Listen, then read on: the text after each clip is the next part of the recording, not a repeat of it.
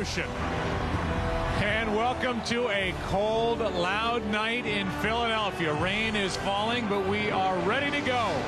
It's Game 5 of this 2008 World Series between the Tampa Bay Rays and the Philadelphia Phillies. And now welcome to the broadcast booth, everybody. I am Joe Buck. Tim McCarver is coming right up. So here are the Tampa Bay Rays, down 3-1. What are they up against? Well, I'll tell you this, a lot of people have counted them out more times than not during the course of the season. They lost the 7 games leading into the All-Star break. In the second half, they lost Carl Crawford. They lost Evan Longoria. People thought, well, they're not going to make it. They will not outlast the Boston Red Sox in the AL East. They did. Then in the ALCS, once a more experienced Boston Red Sox team forced a 7th game, people thought, well, it's been a nice run, but they're not going to make it to the World Series. Here they are. They're down 3-1 here in Philadelphia, and they certainly have it stacked against them here tonight. Why?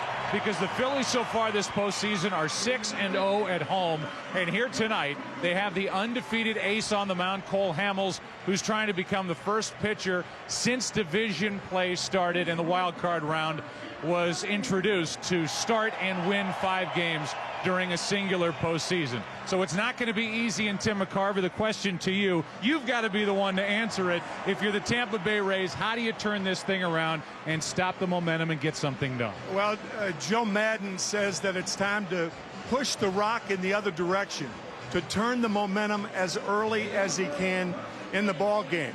And what he's done is he's changed the lineup. Remember, games 1 through 4, the lineup was the same players, same order. But tonight, Carl Crawford moves into the number 2 hole, and everybody else moves down a notch. B.J. Upton, Carlos Pena, and Evan Longoria. And what he does in essence is he puts a lot more speed at the top. That's the Tampa Bay Rays game. And when you think about it, this game and these series are all about momentum, either starting it or stopping it. And right now it's Philadelphia with all the momentum hitting wise from the home runs in Game 3 and then the 10 spot they put up last night. And on the other side, the Tampa Bay Rays are just trying to get anything going here tonight. So they are up against it. There is no doubt about it. And they need it to go their way early this evening. It's one win at a time for them. And they tonight face a city and its fans that have been waiting 28 years. And the Phillies bring their ace to the mound to finish the job. It's Game 5 of the World Series, and it's yours next on Fox. Welcome back to the Chevy pregame show on Fox. Chevy, an American revolution. Tampa Bay Rays and Joe Maddon have changed it up. Here is Rocco Baldelli with their lineup. Hey, this is Rocco Baldelli, and here's tonight's starting lineup for the Tampa Bay Rays. Batting leadoff, the second baseman, Akinora Iwamura. Batting second, Carl Crawford, left field. Batting third, B.J. Upton, center field. Batting fourth, our first baseman and spiritual leader, Carlos Pena. Batting fifth, Evan Longoria, third base. Batting sixth, Deanna Navarro, our catcher. Batting seventh, myself, Rocco Baldelli, playing right field. Batting eighth, Jason Bartlett, our shortstop. And batting ninth, our pitcher, Scott Kasner. Good work, Rocco. And here's a look at the Philadelphia Phillies defense. And in the heart of that defense, right on the bump, is Cole Hamels. He's in the middle of that group. Burl, Victorino, Worth, Feliz, Rollins, Utley, Howard, Ruiz doing the catching. Hamels will be on the mound when we come back, and you will see the first pitch of Game 5 of this World Series right after this. The World Series on Fox is sponsored by Gatorade Thirst Quencher. Gatorade, is it in you? By Holiday Inn, the more you stay, the more you earn. By E-Trade. And by McDonald's.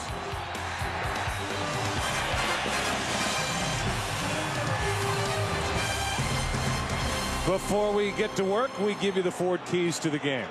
Tampa Bay trying to rise from the ashes. They need a big hit early. And for the Philadelphia Phillies, they're trying to finish the deal and not let Tampa Bay up. Our opening pitch brought to you by Bud Light. The difference is drinkability. And off we go. How good has Cole Hamels been? Well, to this point, he could not have been any better. How does he get along tonight? Iwamura first up, and strike one. Akinori got hits in his first 3 at-bats during this World Series. He is 0 for 12 since. It's actually left-handed batters this postseason who have hit 300 against Hamels. The right-handers have been helpless, hitting 130. And there are the numbers. Postseason hitting .258, 1 home run, 5 RBIs. 43 degrees at the start of the night. And on the outside corner, strike 2. First on the inside with the fastball, and then on the outside. Working in a hurry. And Iwamura flies one to left into the teeth of the wind. 1 out. Here is the sprint pitcher profile for Cole Hamels. Well, you think about it, Cole Hamels may never have this chance again. World-class changeup at 3 fastballs to Iwamura. And there is no young pitcher that I've encountered in a long time, Joe, who has a better mental approach to pitching than Cole Hamels. Here is Carl Crawford up in the number 2 spot, and he hits one on a line. Rollins drops it, throws low, and got him. It'll be interesting to see how quickly Crawford got out of the box. He made it close at first. Howard dug it out at the other end. Yep. Yeah, he slowed down about 4 feet out of the box. Had he run, that's a natural reaction, but it's a reaction that cost the Rays because Crawford beats the throw had he not slowed down. So 2 out, nobody on, and B.J. Upton stands in. Change up for a strike. B.J. now hitting in the number 3 spot with Pena on deck. Rollins gets another chance. That was quick. Cole Hamels picks up where he left off. Bottom of the first. Game 5, no score. Here's tonight's starting lineup for the Philadelphia Phillies. At shortstop, Jimmy Rollins, better known as J-Lo. At right field, Jason Worth. At second base, Chase Utley. And at first base, the man to take it deep, Ryan Howard. And the ladies' man in left field, Pat Burrell. At center field, Shane Victorino. At third base, Pedro Feliz. And at catcher, he'll take you deep as well, Carlos Ruiz. And the man himself at pitcher. We all know him and we love him, Cole Hamels. They'll love him even more if he wins tonight and wraps up the World Series. We thank Donovan McNabb, who was poked in the eye, by the way, hence the sunglasses.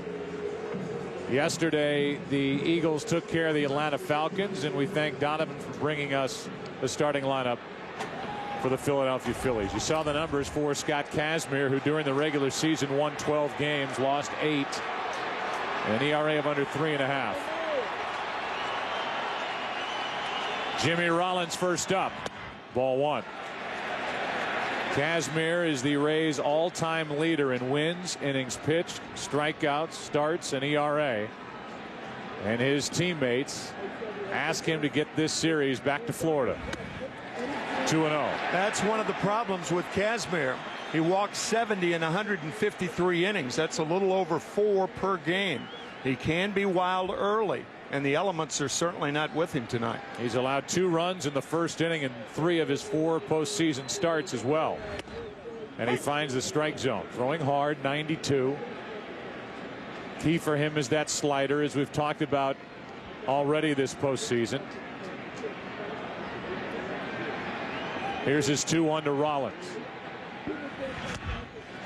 3-1. That's a problem with falling behind. With a guy like Kazmir, if he falls behind often, he can't use the slider.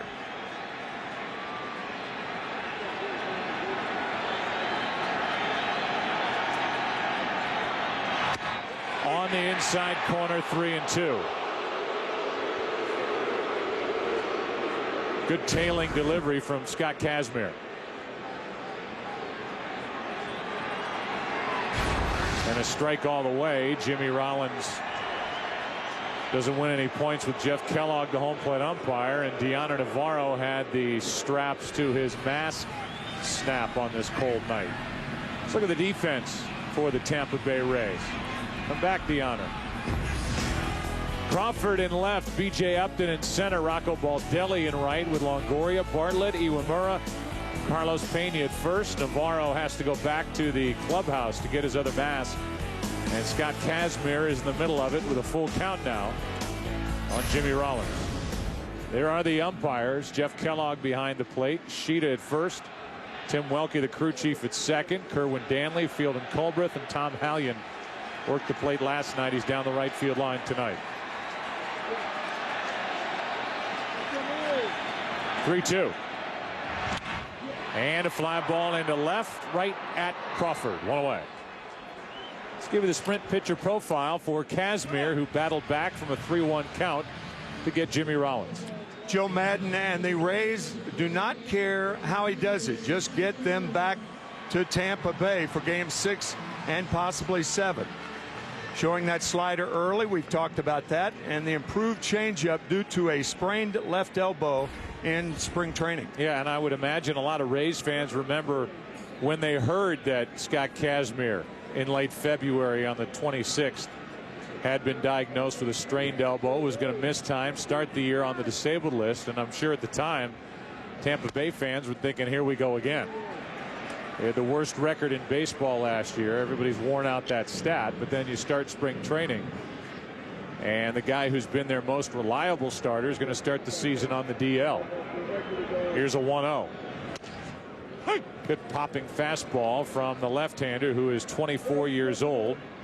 Was the winning pitcher in July's All-Star game at Yankee Stadium, Scott Kazmir. A 1-1. Strike 2. First slider of the night for Kazmir. Stays on the outside to Jason Worth. Worth leading all hitters with home runs against left-handed pitching this year with 16. The 1-2. 2-2. Mentioned it during our open. This is a Philadelphia Phillies lineup that 2 nights ago on that rainy Saturday night popped 3 home runs back-to-back with Utley and Howard, and that carried on to last night's game as that misses inside when the Phillies hit 4, including 1 by their starting pitcher Joe Blanton. So they are riding momentum offensively with the long ball. They have a 3-1 lead in this series. 3-2 pitch now from Kazmir. That's ball 4. 1 on, 1 out. The first base runner of the night is Jason Worth. Back in game 1 in this matchup between Utley and Kazmir. Worth was on and Utley rode 1 out. Phillies won game 1 3-2 behind Cole Hamels. And great relief work from Madsen and Lidge. One of Chase's 2 home runs this World Series, but not a ton of hits, just 3 out of 15. Phillies have won 3 games, and the Rays have not been ahead in any of those 3 games. Phillies scoring in the first inning in all 3 games. Now Utley is hit by a pitch, so more wildness from Kazmir. And after the walk, it's 2 on, 1 out for the suddenly red-hot Ryan Howard. Chase Utley stands very close to the plate, and that's why he's been hit 52 times in the last 2 years. That leads all major leaguers.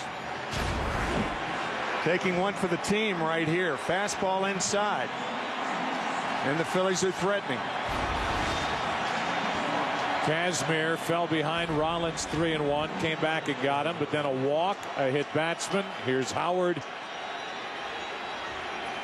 who has rediscovered the long ball. 3 home runs the last 2 nights.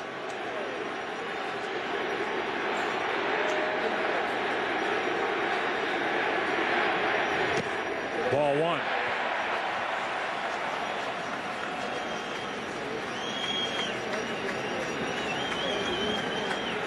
Making that uphill climb for the Rays a lot steeper if Kazmir gives up first inning runs. The 1-0. Sneaks a fastball in there. Another rare fastball for Howard. They've been able to slip a few in there. He got one 2 nights ago and hit it for a home run, and that was good enough for strike one.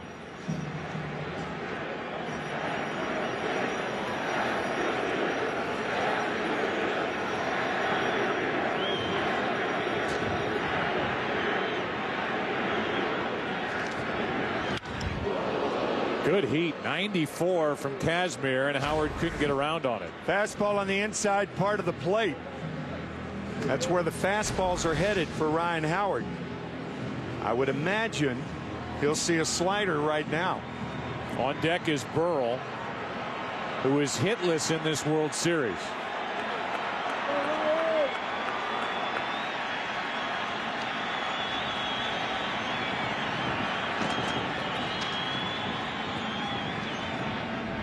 And a big strikeout for Kazmir as he went, Tim, right after him with fastballs, and all Ryan Howard can do is walk back to the dugout shaking his head. First pitch, a slider, and then the fastball right down the pipe. Good fastball inside, and he just blows him away with another fastball. So now Burrell and the Phillies are asking for something out of their left fielder. His only RBI in this World Series on a bases loaded walk last night. Slider, and Burrell out in front of it. Strike one as he fouled it. Since game 2 of the National League Championship Series, Burrell has 27 at bats, 4 singles, 11 strikeouts, and just 3 RBIs.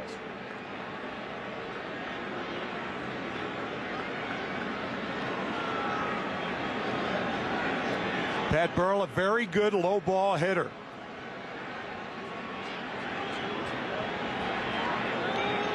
.33 home runs during the regular season. 2 on with 2 out. 1 ball, 1 strike.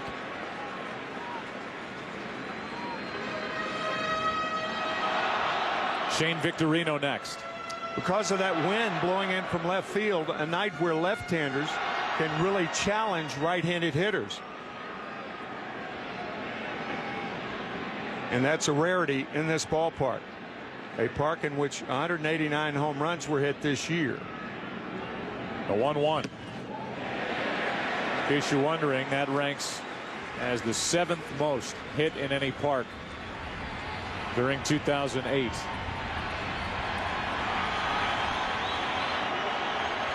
So another chance with runners in scoring position for Burrell. And for the Phillies, 2-1 pitch from Kazmir. Inside, 3-1.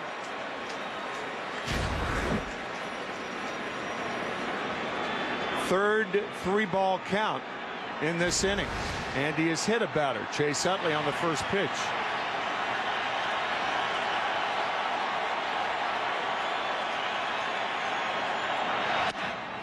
That's ball 4 in a rather tight strike zone for Kazmir, who has walked 2, hit a batter, and they're loaded for Victorino. Very, very close. Often when a pitcher does not agree with the home plate umpire, he'll come off the mound and come forward toward home plate. And I think that's why Pena is out to talk to Scott, and Navarro joins both of them. I would say a strike could have been called on either of those last 2 pitches, and Kazmir was bothered by it, no doubt. Pena saw it. You heard Rocco Baldelli, when he gave the lineup, say that Pena is our spiritual leader. He did a little counseling when he came over from first base to try and redirect Kazmir to come up with a big out here with Victorino, who could deliver some runs for the Phillies here in the first inning.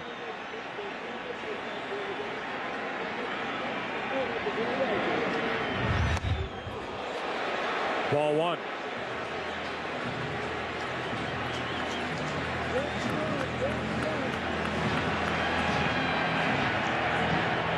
The runners aboard. Worth, Utley, and Burrell.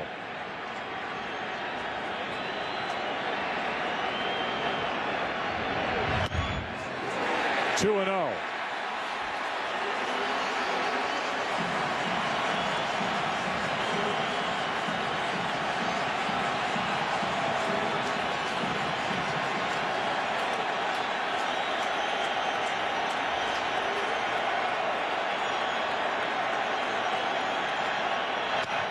Two and one.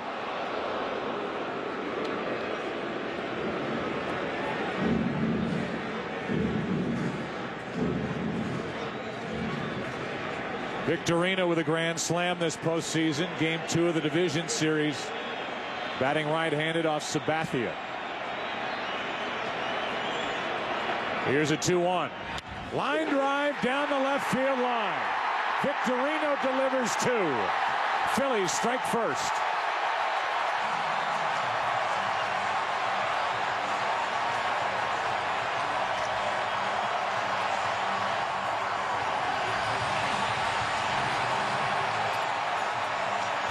In many ways, it's easier for a hitter to hit when a pitcher is wild, because when he gets behind in the count, the pitch that he throws is predictable. And that fastball, Victorino waiting on it and hammers it. So the walk scores, and Chase Utley, who was hit by the pitch, scores.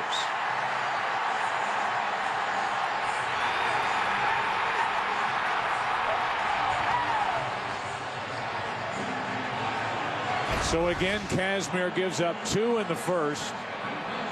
Now 4 out of his 5 postseason starts, and it could be bigger depending on what Pedro Feliz does.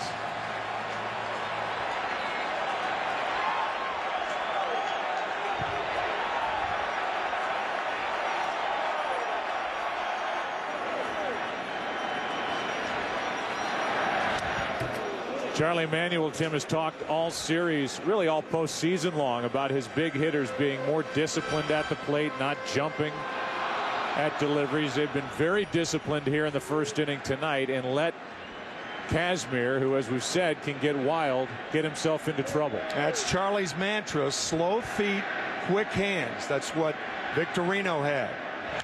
Now Feliz with a base hit to left. Crawford will come up throwing, and they hold Burrell, who doesn't run well. Bases loaded. 2 out. You talk about going down and getting a pitch. This ball out of the strike zone down, and Feliz just rakes it over the head of Jason Bartlett. Proper play by Steve Smith, the third base coach, to hold Pat Burrell. He would have been out at home.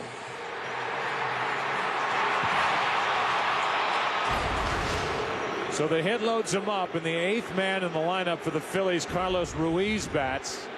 Look at his average in this World Series, .417, and Kazmir steps off. I'd get somebody ready right now. I mean, there's no experimenting right here. No action in the Rays bullpen. And by the time somebody gets in there, it might be too late.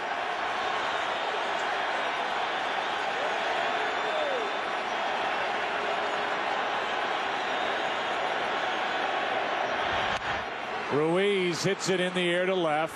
Wind will knock it down, and the Phillies get 2. Shane Victorino adds to that RBI total, now 13 this postseason, and 2 big ones to start the scoring in Game 5.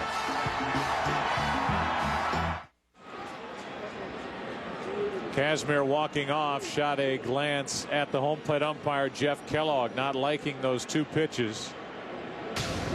Ball 3 and ball 4 called to Pat Burrell, led to the 2-run single by Victorino. Phillies score first tonight, and here is Pena trying to bunt his way on, and he is out, number 1 in the second. So Carlos Pena, who hit 31 home runs during the regular season, now 0 for 14 after this attempt. Yeah, when your cleanup hitter in Game 5 is hitless and tries to bunt his first time up, it gives you an idea of the struggle of the cleanup hitter. However, Pena hitting 3rd in the other 4 games. With the combination now of Pena and Longoria, who remain back-to-back in this lineup, now 0 for 30. Longoria pops it into center field. That'll play easily for Victorino. How about Cole Hamels has thrown 9 pitches. He has 2 out in the top of the second. Scott Kazmir had to throw 29 pitches to get through the bottom of the first. That's another indication of a struggle when 2 hitters trailing by 2 lead off the inning and both swinging at the first pitch. The bunt attempt and then Longoria. You forget about your patience as a hitter.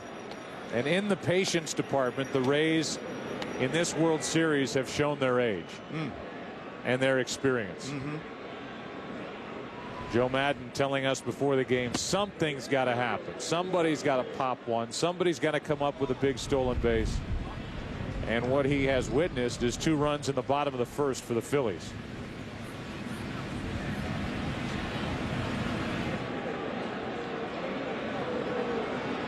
Hamels been out there for 10 pitches, 3 minutes, and Kazmir had a 15-minute first. Navarro with a count, 1 ball, 1 strike, 2 out, nobody on. Rocco Baldelli on deck.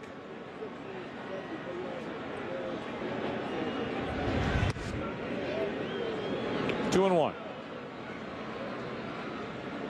Cole Hamels won Game 1 of the division series against Milwaukee. Went 8, allowed no runs on 2 hits. Struck out 9, walked 1. That was his best start of this postseason, but he won games 1 and 5 of the NLCS. And game 1 of this World Series down in Florida, 7 innings, 2 runs, 5 hits in a 3-2 win.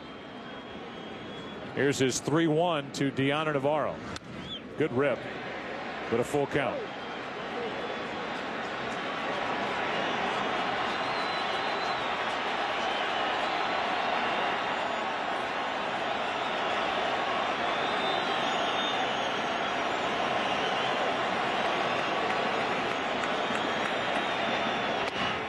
A 2-out walk. The inning continues for Baldelli, and we look at Cole Hamels and what he's done this postseason. Whether it was against Milwaukee, 2 against the Dodgers, and now in his second start of this World Series against the Rays, has not allowed more than 2 runs in any start this postseason. Baldelli is 0 for 3 in this World Series. He made a start in game 2, and he takes a pitch up and in. In fact, in that start, he went 9 innings, and that is the first time he has played 9 innings all year.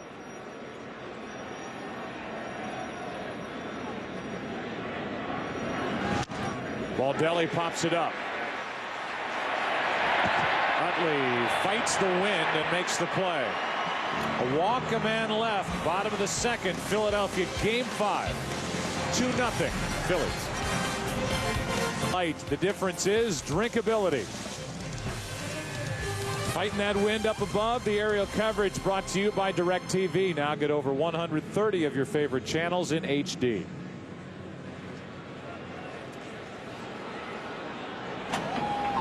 Cole Hamels first up for Philadelphia. Then Jimmy Rollins, then Jason Worth, and a fastball in for a strike. Hamels 1 for 7 swinging the bat this postseason, had 17 hits during the regular year. Right after him with 2 fastballs, it's 0-2. Only Carlos Zambrano of the Chicago Cubs had more hits than Cole Hamels this year as a pitcher. And he is strikeout victim number 2 for Kazmir, and out number 1 here in the second. 42 degrees and a lot of wind, 17 miles per hour, light rain most of the night. And here's Shane Victorino on his way back to the dugout moments ago. It's weird, the ball when it gets even on mine, it sat there, but it's still, it floated. It didn't come like down right away. Yeah, but I mean, it didn't come down right away. You understand what I'm saying? Like, kind of sat up there, so keep moving your feet in case it does sit and the wind takes it. It is a swirling wind here, and for the most part, it has blown in from left or more left to right. And as Tim said in the first inning, it should benefit the left-handed batters more tonight. Right-handed hitters pulling the ball are hitting it right into the teeth of that 17-mile-per-hour wind. Yeah, when Jason Worth and Shane Victorino got in the dugout, that was confirmed by Chase Utley.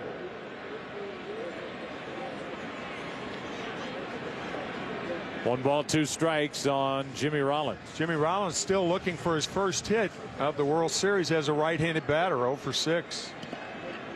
The 1-2 pitch, rather, is outside. 2 balls, 2 strikes. I mentioned the runs in the first inning, a problem for Kazmir. This postseason, an ERA of 13.5 in the first inning, and just 2.04 ERA the rest of the way.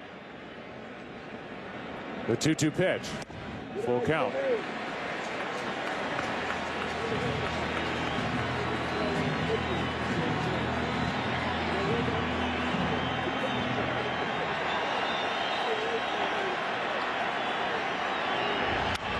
Rollins went up to get that one and flips it into right.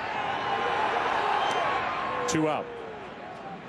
So Rollins 0 for 2 tonight. Jason Worth will bat with the bases empty. A reminder that Jason Bartlett's Game 1 stolen base won America a free taco from Taco Bell.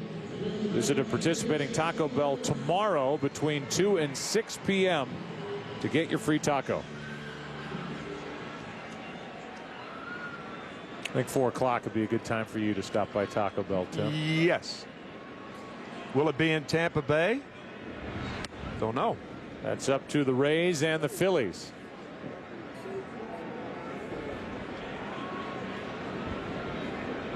Two to nothing. Philadelphia on top here in the second. A 1-0 pitch to Jason Worth. 2-0. Tell you, if the Rays get this series back to Florida, they go back, I would say, with favorable pitching matchups and back to a place where they led baseball with the best home record in the game in 2008. Having James Shields and Matt Garza as their starters if it goes 7. There's a 2-1. 2-2.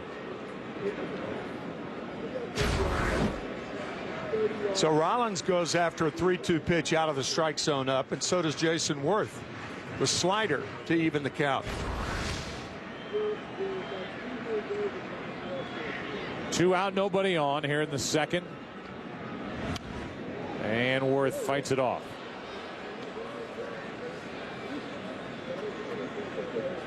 This is a Philadelphia Phillies lineup, an offensive group.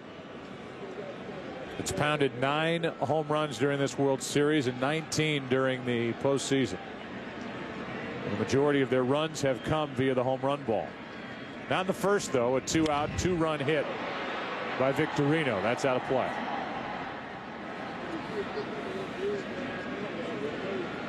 Count stays 2-2.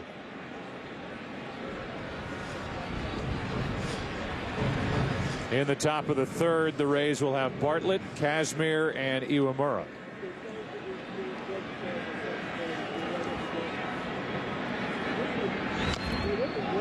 Another foul. Jason Worth, after the All-Star game, went into Charlie Manuel's office and said, Charlie, I think I should be playing every day. Charlie said, well, you're playing against left-handers now, and you hit right-handers a little better, and I'll agree with you. And he has a hit off the left-hander Kazmir to keep the second going. A little bobble by Crawford, but he gets it back in. It's a 2-out single for Jason Worth. Pretty good hitting right here. A breaking ball by Evan Longoria at third. So Jason Worth is the regular right fielder as we speak. And Charlie Manuel, even at the beginning of this series and into Game 3, into Game 4 last night, has not tinkered with this lineup at all. He made that switch of Worth into the 2 spot, Victorino into the 6 hole during the LCS, and he stayed with it.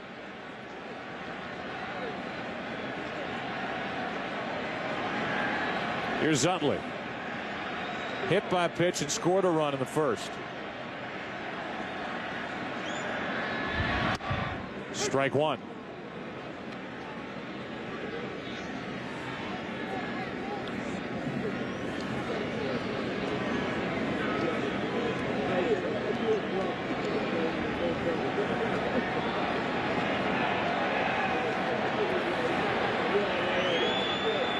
Utley, one of the most productive second baseman in the game, pops it up.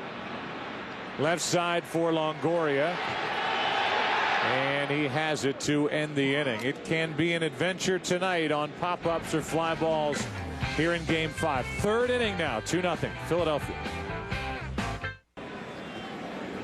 No hits tonight so far for the Rays, and they will have 8, 9, and 1. Bartlett, Kazmir, and Iwamura. And a strike from Hamels. Well, he really does himself a favor, Tim, by throwing strike one. That's that great mental approach we were talking about, using his fastball for strikes early in the count.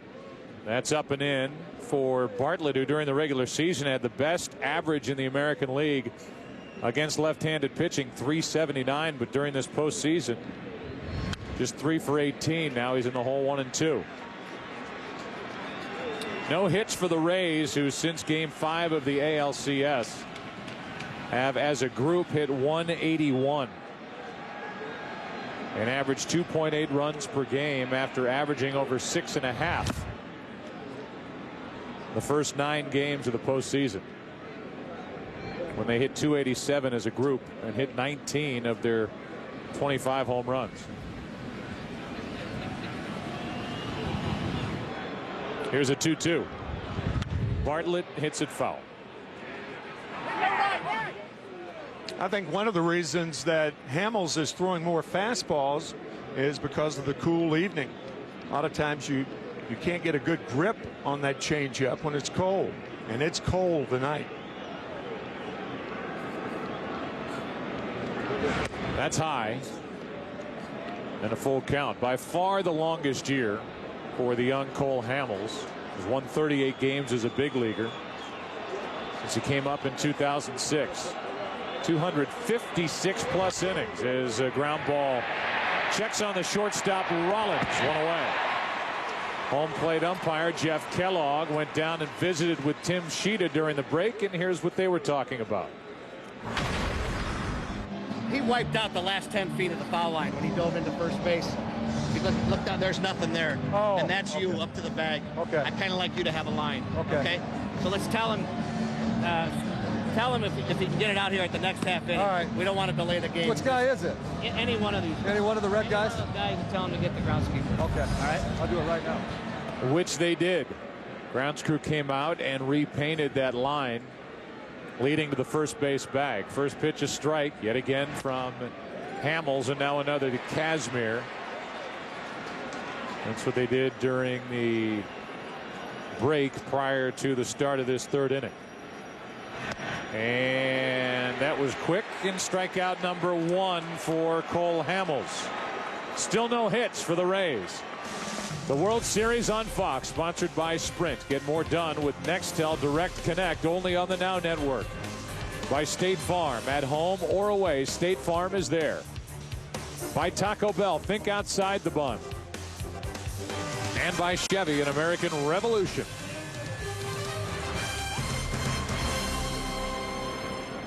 Here is Iwamura, and there is ball 1 outside. Akinori flied to left his first time, and he's now 0 for his last 13 in this World Series. Ball and a strike. One of the worst things you could do as a left-handed batter is bail out against left-handed pitching, and that's what Iwamura has been doing last several nights. That one's up and in, 2-1.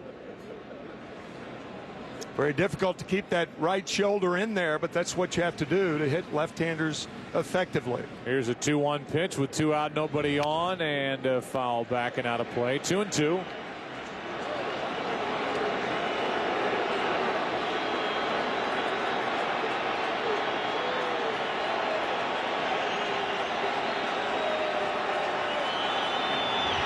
Iwamura with a base hit in the first of the night for the Rays. He keeps this top of the third alive As that one, it looked like, might have gone right between the legs of Cole Hamels. It was a changeup, and Iwamura with 3 hits off Cole Hamels in game 1, and 2 of those hits were with the changeup. Just outside the right leg and back into center field. And now Carl Crawford, who, by the way, if you haven't seen the Rays this year, is no stranger to the number 2 spot in the lineup. And he grounds one to the right side. Utley to his left. That'll do it. Made 83 starts in that number 2 spot in the lineup.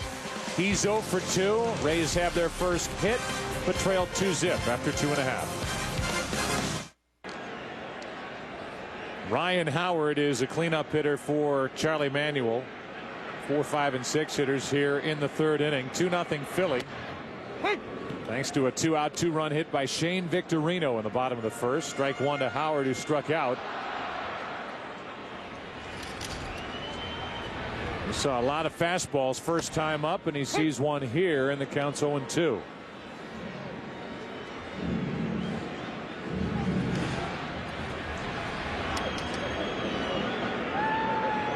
On 0-2, Howard strikes out again. Kazmir went right after him, and we give you our Verizon Series summary. First game, Utley went deep, and Cole Hamels took care of the rest. Game 2, a 4-2 win for Tampa Bay behind Shields. Game 3, rain started after 10 Eastern, and Jamie Moyer took care of the first part. Phillies won it here, 5-4 in the 9th. As Bruntlett scored the winning run, and then last night the Phillies went off. 4 home runs and a 10-2 win to take a 3-1 series lead. And now with 1 out, nobody on, here's Pat Burrell. There's ball 1. We've been keeping a camera on Cole Hamels down in the dugout for the Philadelphia Phillies, in the Southern Californian, in his typical laid-back style, is proving that he is unfazed by the stage, by the situation. He's having fun tonight. Great body language. The 1-1 pitch. Burrell pops it up into right for Baldelli. 2 out, and this is the night away from the mound for Cole Hamels.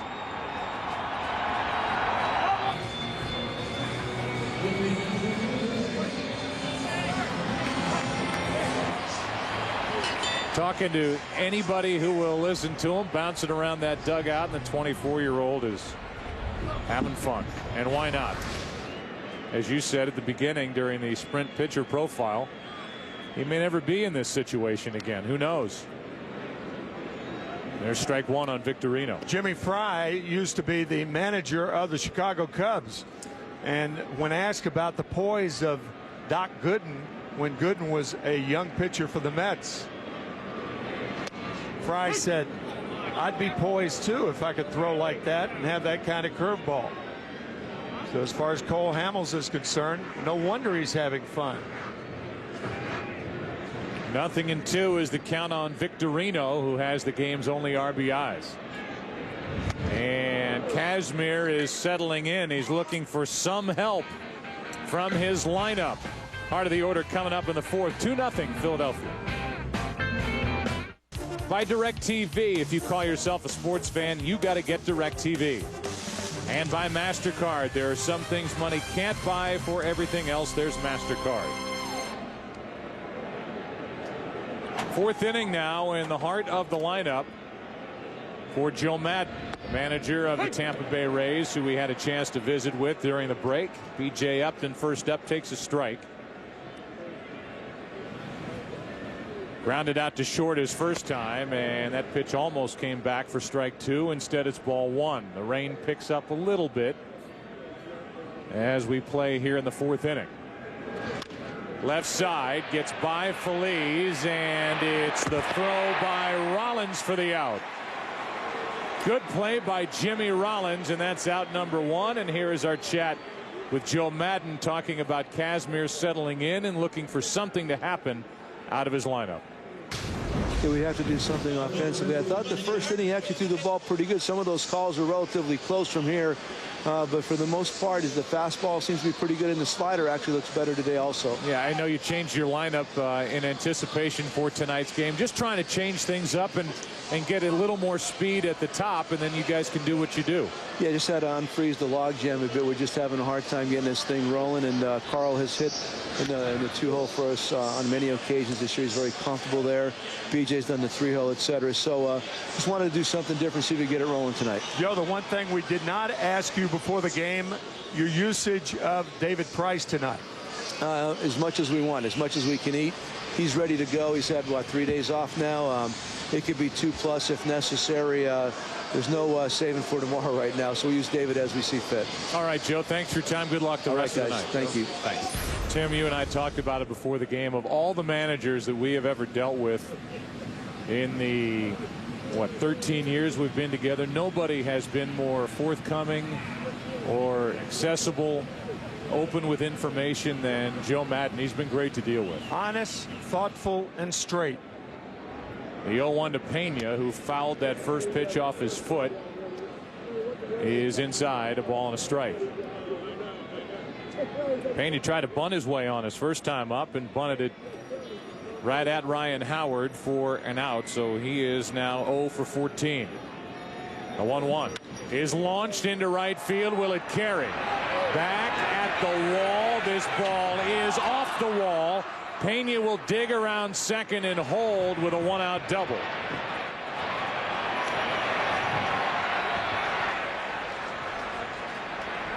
Will that be the spark and the start of something for this Tampa Bay lineup? First hit of the World Series for Pena.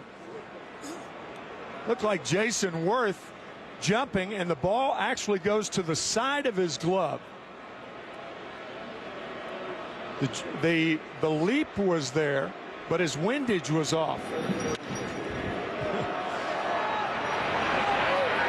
I'll tell you, a ball hit this high. I mean, if you're Pena and you're running hard all the way, I think you're on third base instead of second. And with 1 out, that could have been a very big 90 feet. I don't disagree with you at all. I thought he was watching it and not busting it down the first baseline. Still had a shot. Yeah. Even with watching it, of making it to third base with 1 out. But not running hard to first, more watching. And now Longoria grounds one into left center. It doesn't matter. The combination of Pena and Longoria come up big. It's 2-1 as Evan Longoria gets his second RBI of this World Series and his first base hit.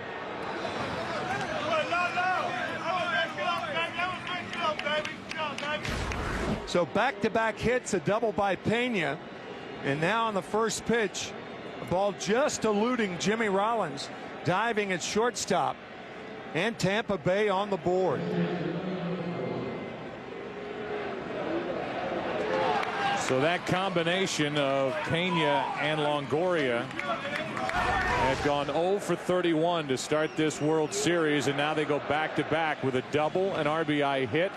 And here's Gianna Navarro in what is now a 1-run game.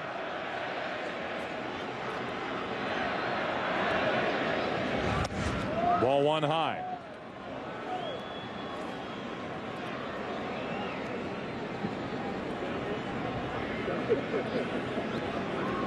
It is in the category of a nasty night here on the 27th of October. Cold, windy, and now raining. And raining as hard as it has at any point tonight, as that one's inside 2-0.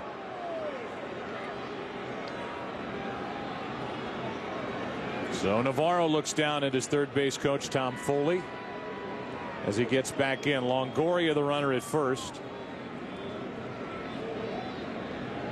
with 1 away. That's high, and ball 3, 3-0 with Rocco Baldelli on deck.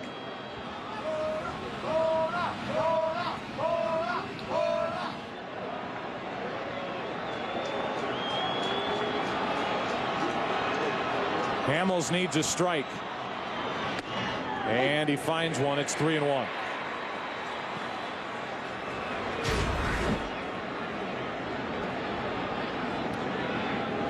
A high strike to make it 3-1.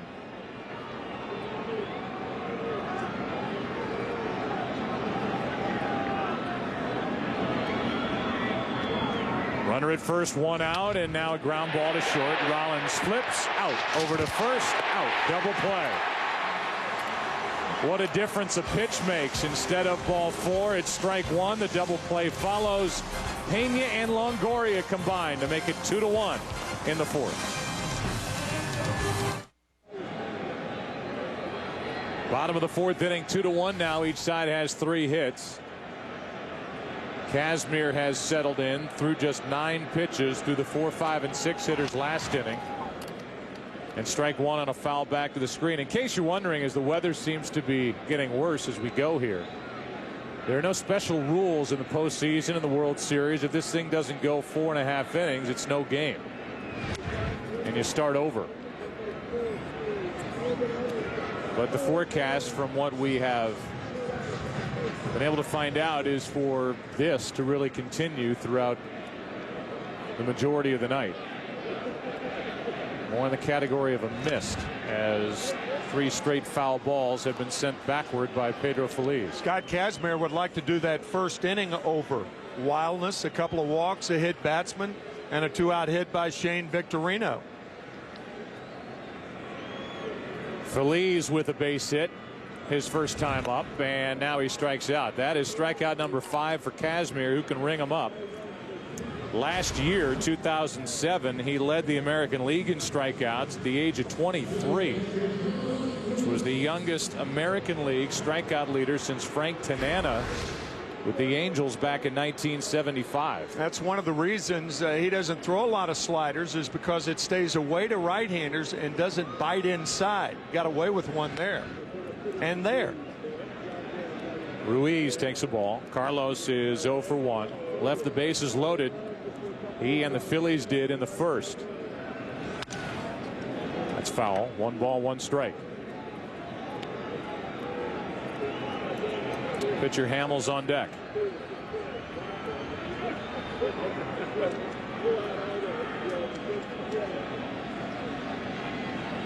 Nothing on the ground on this wet night so far until now, and this one shoots on through. So out of the reach of the shortstop Bartlett and into left field for a 1-out single. And we remind you that 24 fans, your wait is almost over. Television's most addictive drama returns on November 23rd with an exciting 2-hour event. 24 Redemption, featuring the all-new Hyundai Genesis. 24 Redemption, November 23rd. Here is Cole Hamels, who is up there to bunt. 8 sacrifices on the year. And that's a foul tip, and it may have hit his pitching hand. Think it did. Under the bat, and it hit his, looked like his index finger, and we will certainly keep an eye on that. Fortunately, he had a batting glove on. That should take some of the sting off. Remember David Cohn back in 1987, hit by Atlee Hammaker and broke his pinky on his right hand. This one is bunted back to Kazmir, throws to second for the out. Hamels is on with 2 out. The aggressive play by Scott Kazmir, and you can see the question, and then, well, you can see the answer. The question posed by Davey Lopes: do you want your coat? The answer would be yes, and now the batting glove comes off. And this ball, this pitch, caught all finger. I thought at first, Tim, it glanced off the bat, but that caught the index finger and part of the middle finger.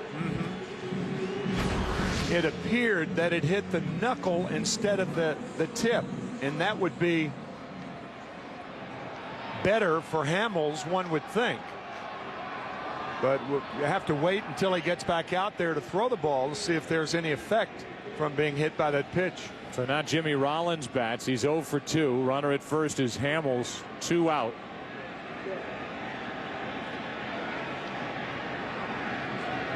Kazmir trying to get around that hit by Ruiz.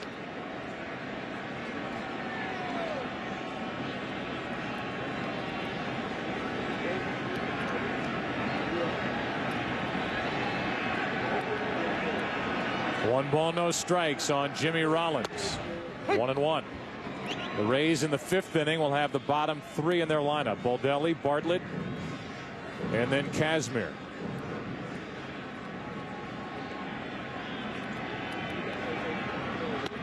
That's low. 2-1.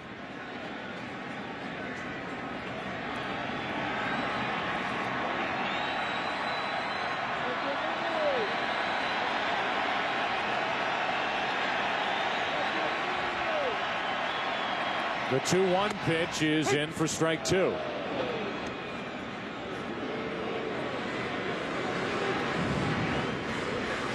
And this rain has put a damper on those towels and a lot of the noise that this crowd might be making if it were a more pleasant night.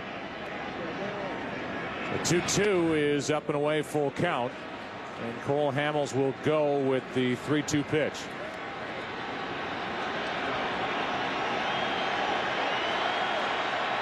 Some of the towels pop out. Good night for towels. Runner goes, and Rollins fouls it back. Jimmy's put the ball in the air in his first 2 at bats. Fly to left and fly to right.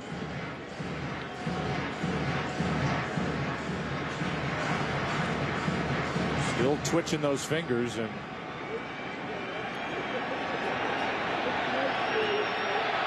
sure wondering what it'll be like once he grabs a baseball, as Rollins may have chased ball 4.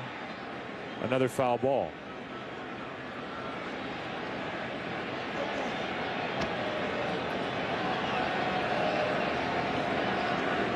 Reason, by the way, and you might think, well, he was hit by the pitch, why not awarded first base? Well, he went after the pitch in the process.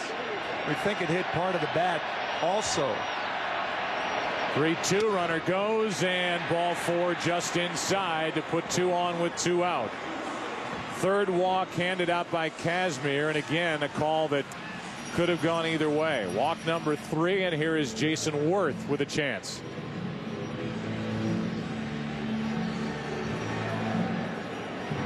Singled his last time, walked and scored back in the first.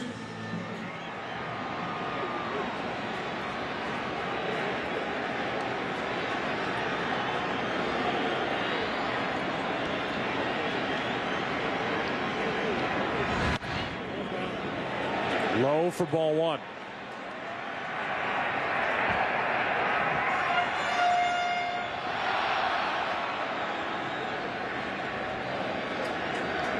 Cole Hamels, the lead runner, out at second.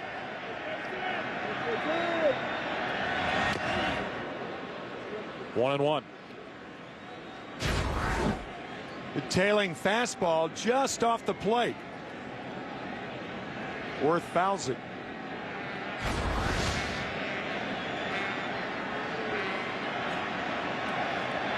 The 1-1. 2 balls and a strike. And a little trouble with the footing by Kazmir after letting that pitch go.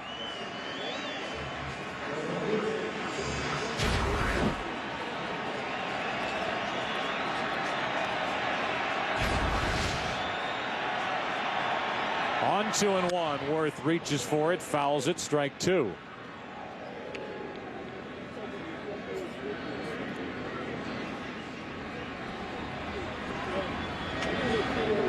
Jason Worth trying to reach base for the 3rd time tonight and come up with something good with a runner in scoring position. He has struggled in this type situation before. Good rip. And a good fastball from Kazmir. Still 2-2. That was a 4-seam fastball. The ball's inside. The fastball's inside to right-handed batters or 4-seamers. And that ball tailing away where Kazmir got that first strike. That's a 2-seam fastball that goes away from a right-handed batter.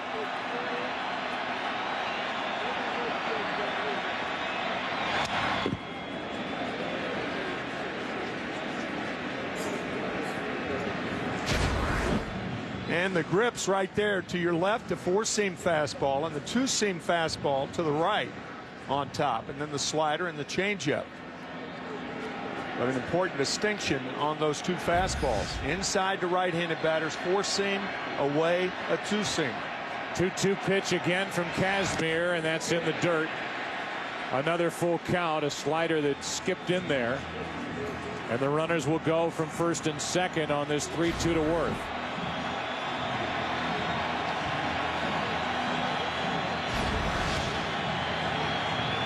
This will be the 25th pitch of this inning from Kazmir. Runners go, and Worth pops it foul. That ball will get out of play.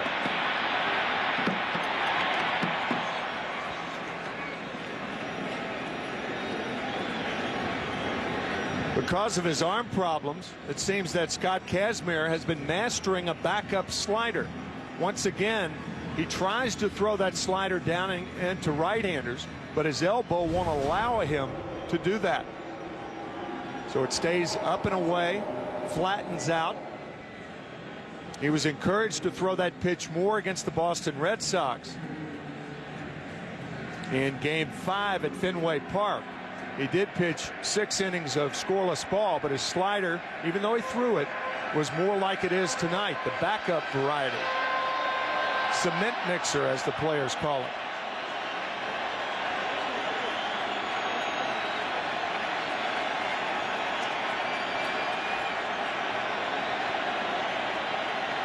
Again, the 3-2. Again, a foul ball. Good at bat by Jason Worth. It will be at least a 10-pitch at bat with Kazmir.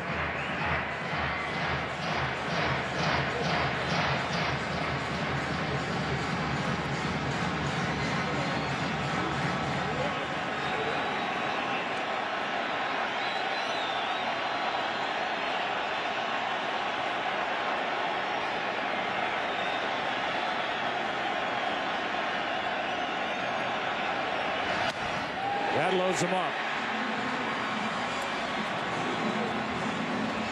Worth on base for the 3rd time tonight, and that's 4 walks handed out by Kazmir, who will get a visit from Jim Hickey, his pitching coach. And again, still no action for the Rays in their bullpen, which has got to be in the category of a surprise considering the situation. Yeah. It seemed to me that somebody in the bullpen should have been up in the first inning when the bases were loaded. Shane Victorino delivering the key hit, a 2-run single. But 2 walks, a hit batsman. And we'll see how Joe Madden plays it. So far, no one up. David Price, the 23-year-old, is at least getting his body warm. But here is one of the big at-bats of the night to this point. Chase Utley with the bases loaded, 2 out. Hamels, Rollins, and Worth.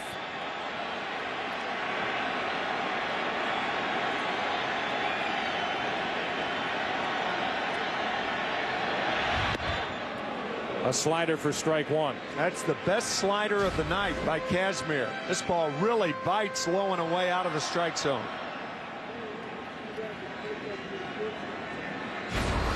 Utley hit by a pitch his first time, scored a run, popped up his next.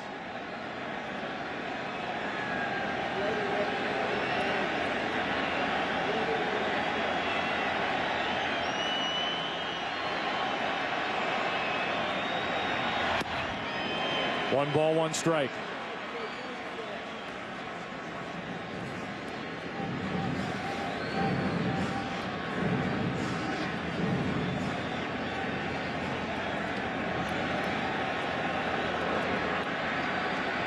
This is the 21st time this postseason that the Phillies have had the bases loaded. They've come up with only 4 hits to this point, and that one skips in, blocked by Navarro, ball 2.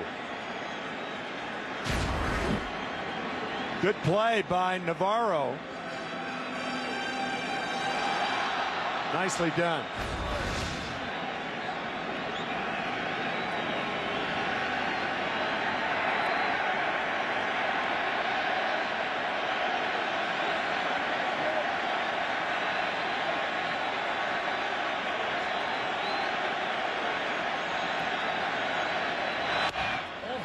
Ball 3.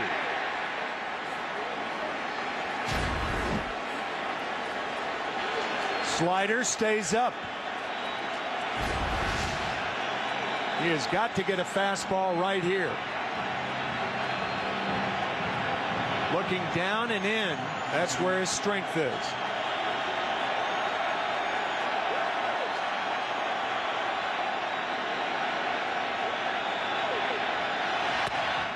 Strike 2. And a borderline pitch. This time Kazmir gets the call. Right on the inside edge, full count.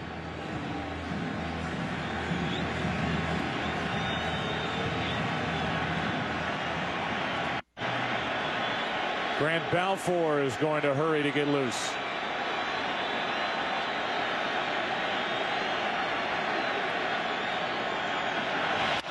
To the right side, Iwamura, who booted 2 balls last night, makes the play. And after all that, a hit and 2 walks, no damage, still 2-1 after 4. Back after this from your local Fox station.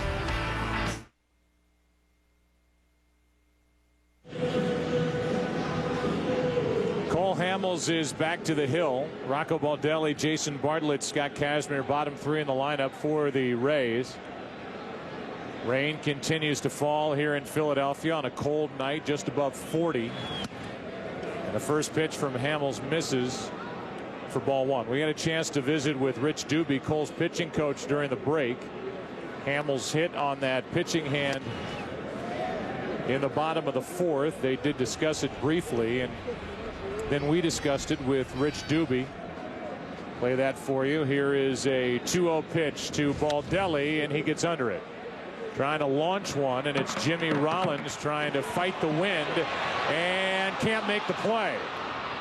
Baldelli is on at first to start the inning, dealing with the rain, with the wind on this cold night, and that's the start of the 5th.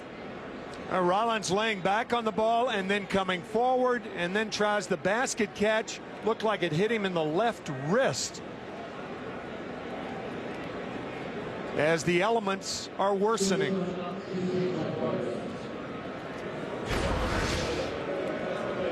We'll see what that leads to here in the 5th inning as Bartlett stands in. Doesn't appear that anything is wrong with the pitching stuff for that pitching hand of Hamels as he hits the inside corner, strike 1. That's an error on Jimmy Rollins, his 2nd of this postseason. Made just 7 during the regular season. Tying run at first, nobody out here in the 5th.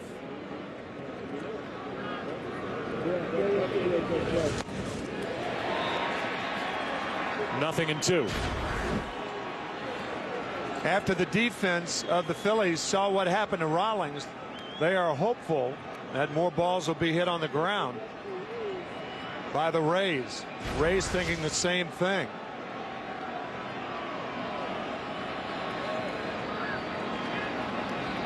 The 0-2 now to Bartlett. Shattered bat, ground ball to the second baseman. Oddly, what a play for the double play. A tag and a throw, 2 out. A tag and a spin. Boy, that was just brilliantly turned by Utley. Ooh, did he tag him? I think he did. I think he may have gotten his foot and the wherewithal to complete the play. There, right there. Back of the left leg, and then the spin, the flip, and they got Bartlett by a step. Now Kazmir, strike 1. Well, the Philly infield got the ground ball for 2 outs. Kazmir struck out his first time. What a good swing that was, but the count's 0-2. Kazmir 0 for 2 swinging the bat during the regular season, and he shows that he takes a pretty healthy cut. Kazmir strikes out for the 2nd time. We go to the bottom of the 5th. Phillies will bat up by 1.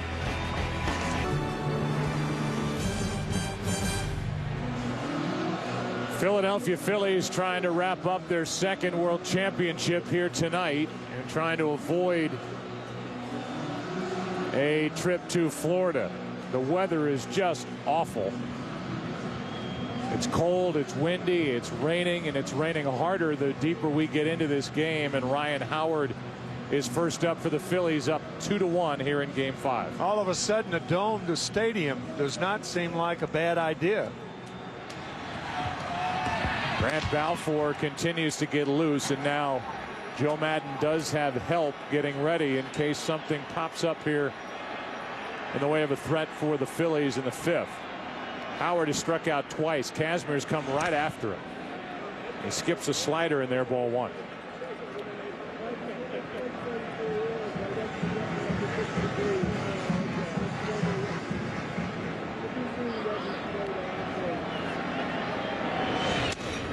That is a slider a little high, 2-0.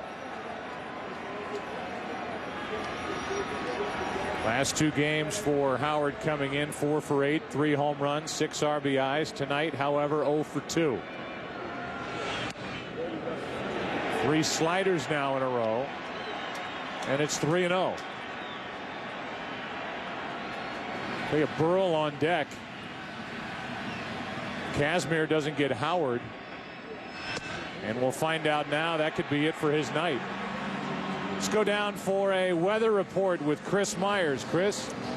Joe, I just spoke with the head groundskeeper, Mike Burkhalter, just before this inning started. He walked out, checked the field. The forecast, 1/10 of an inch of rain per hour, and he says this field can hold that all night. However, the forecast will dip, and with the wind chill, it'll be into the 30s. He doesn't think, according to the forecast, this could stay all night, but it should not worsen.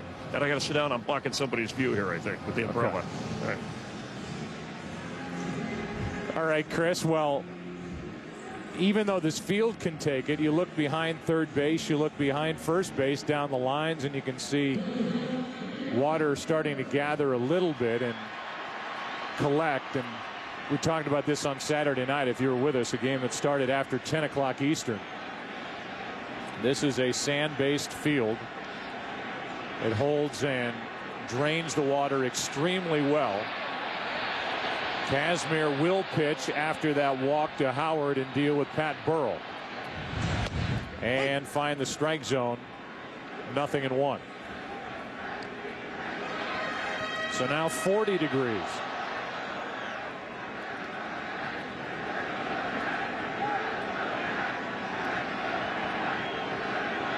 The 0-1 to Burrell. Up and away, a ball and a strike, and Joe Maddon, Tim, is, even after that leadoff walk, that's the 5th walk handed out by Scott Kazmir, who is involved in a 1-run game, 2-1. He's going down the line here in this 5th inning. He could have made a case to bring in the right-hander to pitch to Pat Burrell. Yep, a guy who features high fastballs to a low ball hitter. Now Kazmir falls behind, 2-1. You wonder if the condition of the mound had something to do with Kazmir throwing 6 of 7 balls to open the 5th inning. Now Jim Hickey is going to go out and talk. And I would imagine Jim will ask him that. And then if that is the case, if the footing is too bad, handing him something to get the mud out of his spikes. And if the footing is too bad, I would imagine the home plate umpire would take care of that by putting that turfist down on the mound. You can see Longoria in the background. Yeah. Going into that area that we can see a little better, as opposed to that camera shot we had earlier where it's at least slick.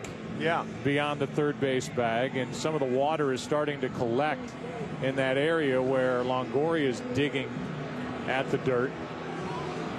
And a rather long meeting now with Jim Hickey, Carlos Pena, and Deano Navarro talking to Kazmir.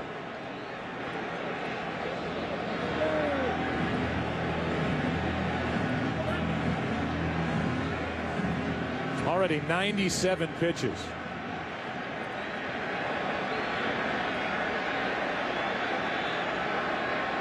Runner at first, Howard.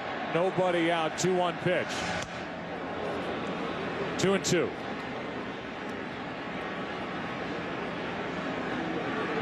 Victorino is a switch hitter on deck.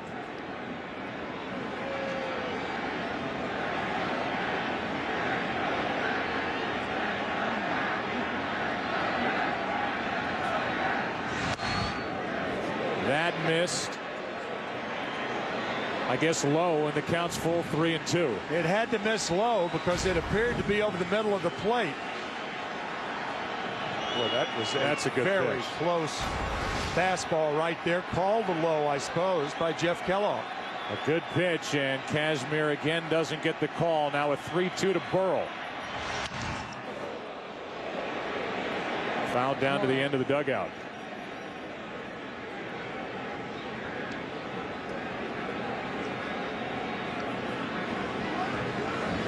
The Rays were frustrated last night with the strike zone of Tom Hallion, and tonight, no doubt, frustrated with the strike zone of Jeff Kellogg.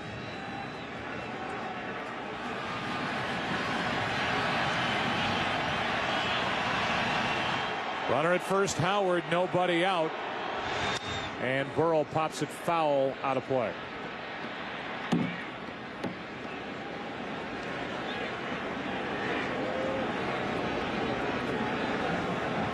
.31 players have had 10 or more at bats without a hit. Pat Burrell is 0 for 13.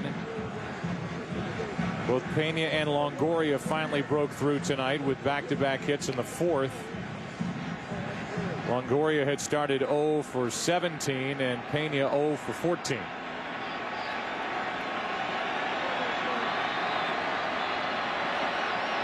(3-2).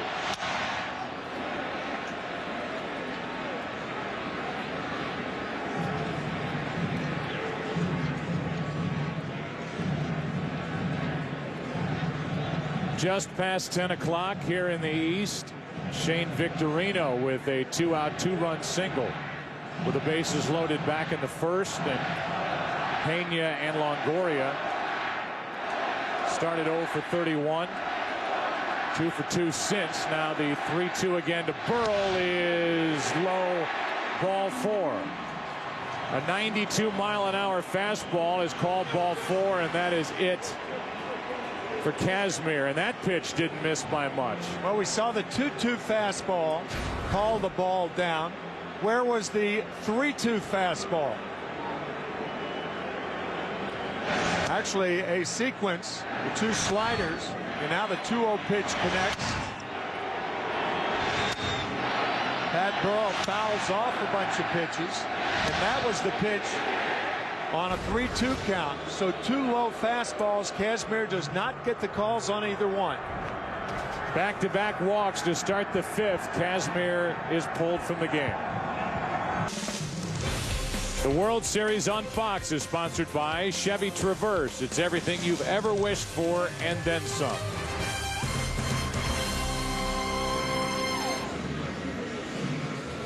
Scott Kazmir has issued the most walks in a World Series game since '97. Livan Hernandez in Game 5 of the eventual champion Florida Marlins. And Kazmir's down there shaking his head earlier, scratching his head. And in my opinion, he has every reason to be disappointed with the strike zone tonight. A couple of low pitches, but looked like in the bottom of the strike zone that were called ball 3, then ball 4 against Burrell. Really not only here in the fifth, but back in the first inning, which led to the first 2 runs. And we did some lip reading, and you could see Kazmir say, I guess, low. And I think Joe Madden is going to go out and make sure that Balfour has a good mound to work with. During the break, during the pitching change, the grounds crew came out, and they've worked on every part of this field except the mound, and now they're going to go to work on that. So we're in basically a delay here, because those areas on the infield dirt they've worked on to put that turfus, that mixture that they apply to try to soak up the water, and now they're going to do it to the mound. And Joe Madden wanted to make sure that Balfour was taken care of, and the home plate umpire is Jeff Kellogg, wearing the mic, talking moments ago to Grant Balfour. How's the mound? We can get him here right now if you need it.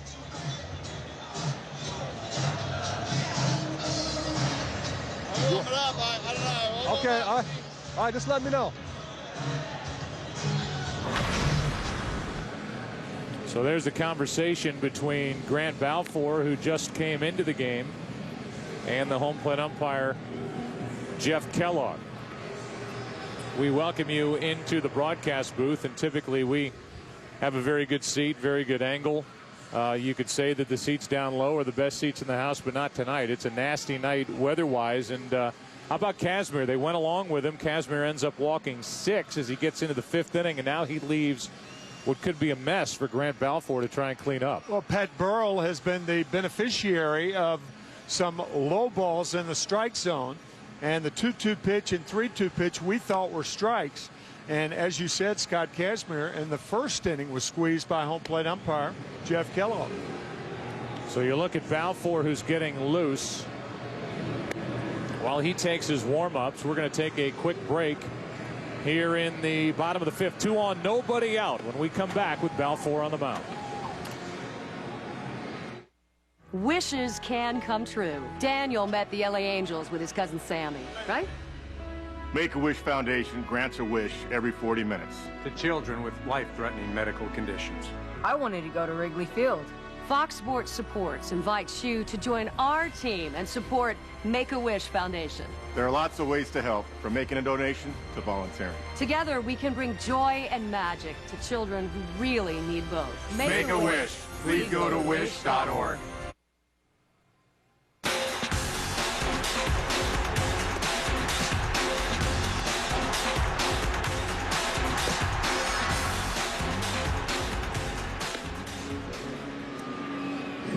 Balfour is set to go, and here are the numbers this postseason for Grant. He's at times closed games. He's very animated on the mound.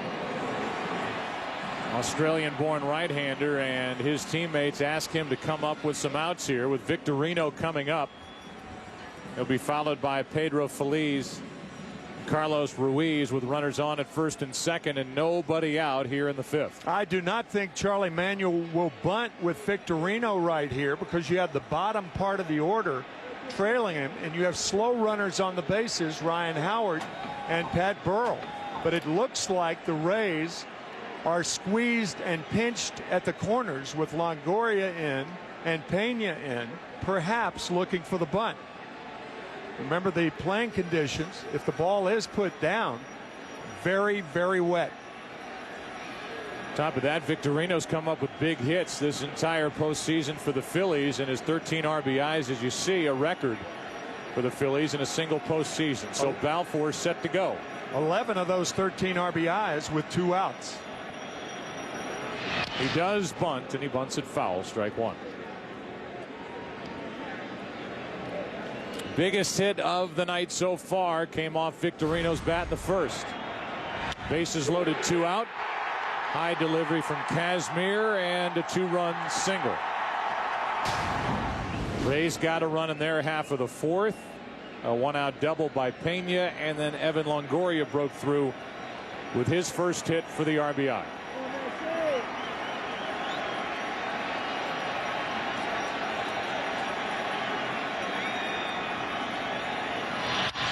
And a pop-up out behind short, shallow left. In to get it is Crawford. 2 on, 1 out. And Victorino does not advance the runners. Pedro Feliz will be the hitter.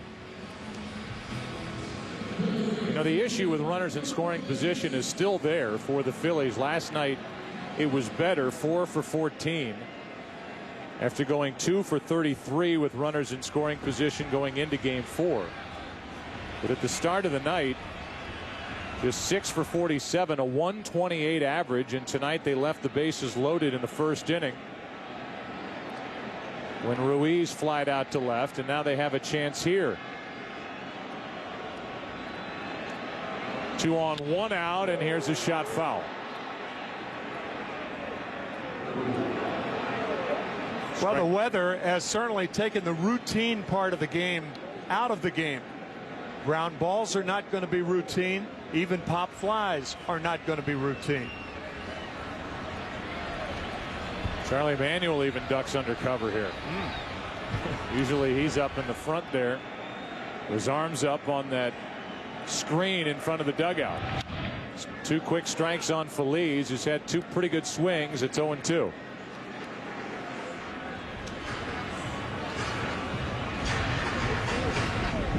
So 7 runners left on already tonight. Phillies stranded 8 all of last night as they scored 10.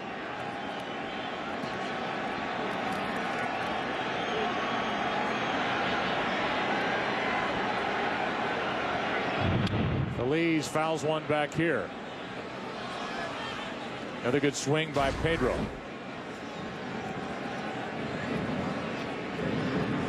That ball eye high. I'll say this, it can't get much worse than this. No. And have them continue to play baseball. No. It is an official game, however. Phillies pops it up. And again, it's no easy task. Pena wants it, has it. 2 out. I did not see Tim Tschida call an infield fly rule. I didn't either. I was looking for it and I didn't see it. I mean, normally an infield fly rule is put into effect there, but Tim Tschida, realizing the conditions, probably thinking, you know, no infield fly rules tonight because of what happened to Jimmy Rollins. If he did, it was like a small fair catch signal that we couldn't detect. But either way, Pena made the catch, and Joe Madden saying, what's the deal? Where's the infield fly rule? And this umpiring crew did not call for it. No. Now it's Ruiz as Balfour is 2/3 of the way through this bottom of the 5th. Came on with 2 on, nobody out. And he gets strike 1 on Ruiz here.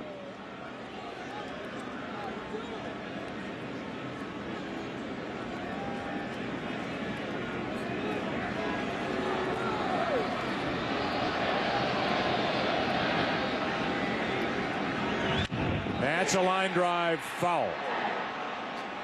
Tell you what, they didn't call the infield fly rule. It would have been very interesting had that ball dropped. Or had he dropped it intentionally. Yeah. Because then you may get a double play out of it. Then you would have had an argument from the Philadelphia side. Right. Because the infield fly rule is designed to protect the offense. Here's the 0-2. Ruiz pops it up. And again, it's Pena. He's 2 for 2 in catching pop-ups on a tough night. What a good job by Balfour. Keeps it 2-1 as we go to inning number 6 in Game 5. TV, if you call yourself a sports fan, you've got to get DirecTV. We continue in the rain and the cold and the wind. 6th inning of Game 5. Joe Madden went out to talk to the home plate umpire about, I believe, Tim Tschida not calling the infield fly rule. And just to clarify or explain what the infield fly rule is, runners on at first and second, or first, second, and third, less than 2 out, and a ball hit on the infield in the air. The umpires call the infield fly rule. The batter is out and the runners can advance at their own risk. But there's one caveat in there, and that is with ordinary effort.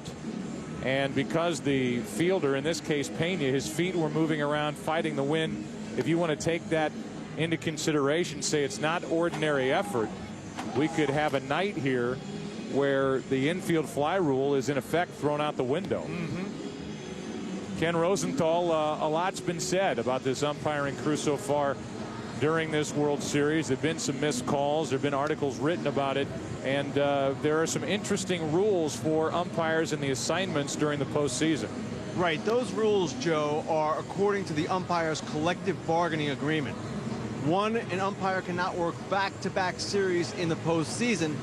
And that rule exists just to prevent the mental wear and tear, the physical wear and tear from an umpire in 2 straight series.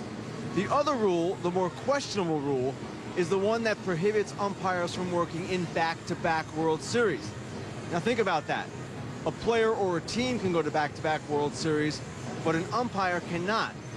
The reason for that is because the umpires wanted to create more opportunities for umps to work in the game's showcase event. Now this CBA, the umpires agreement, expires after next season.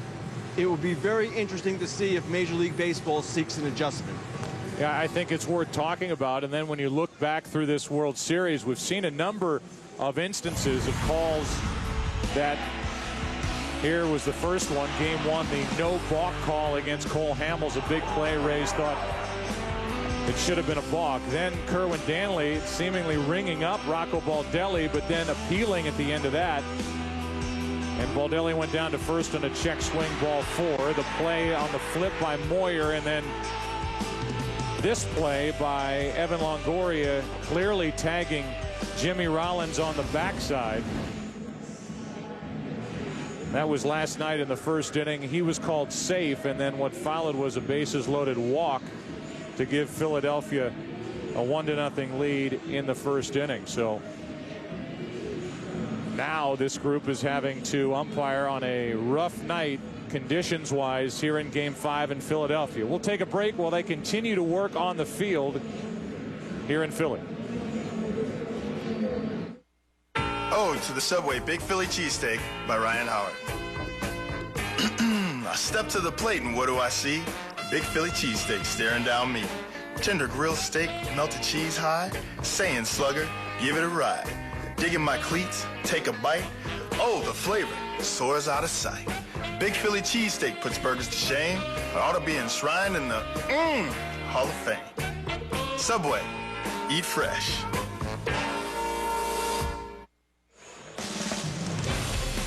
The World Series on Fox is sponsored by Verizon Wireless. Get sports clips, scores, stats, and more right on your Verizon Wireless phone. Tim, this will be obviously a long night for anybody involved in this game. That includes the grounds crew.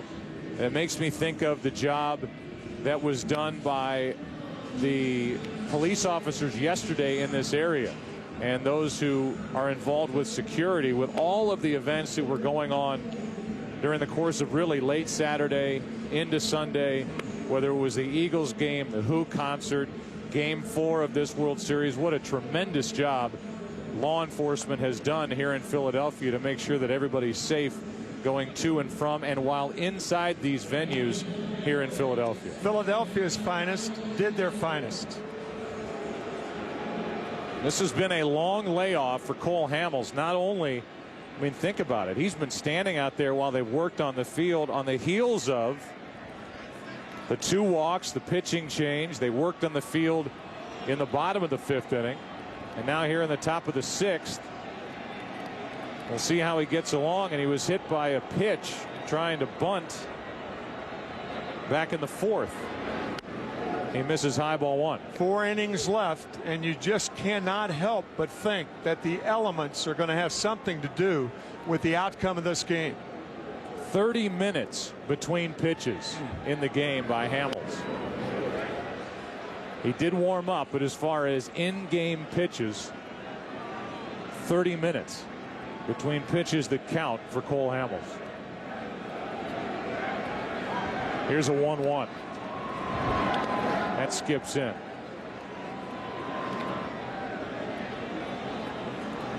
Hamels dealing with the top of the lineup, and the Rays batting down by 1 run as they try to extend this World Series by winning game 5. Strike 2 on Iwamura.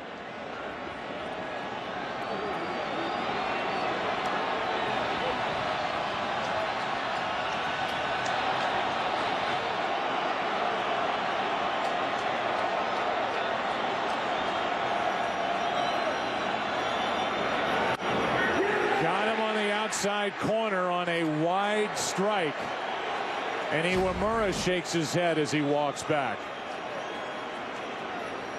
And I think it's fair to say that there has been inconsistency with the strike zone behind the plate tonight. Well, Scott Kazmir probably thinking, if that was a strike, why was it the one to Burrell or the ones to Burrell a strike? If it tells you anything, it's that Jeff Kellogg is giving side to side off the plate, but not much up and down. Yeah, up and down, right. 3 strikeouts now for Cole Hamels. As Carl Crawford up in the number 2 spot, 0 for 2. Chops one to first. Good play by Howard for out number 2.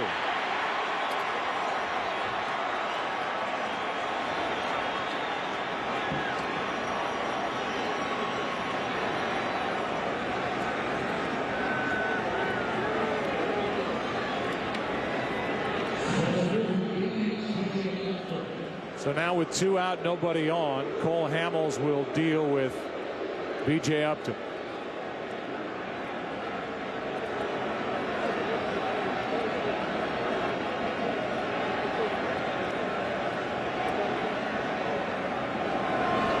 Upton takes a strike.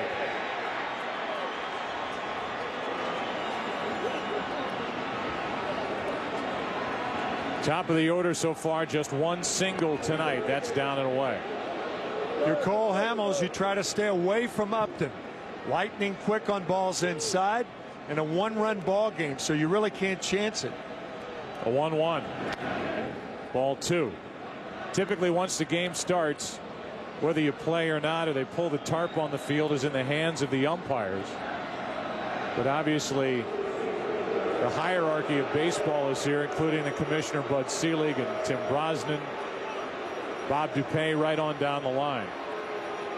So you would think it would be a group decision as to what they do as they continue to check the radar and figure out if this weather's going to improve at all or get worse. The 2-1 to B.J. Upton. 2-2.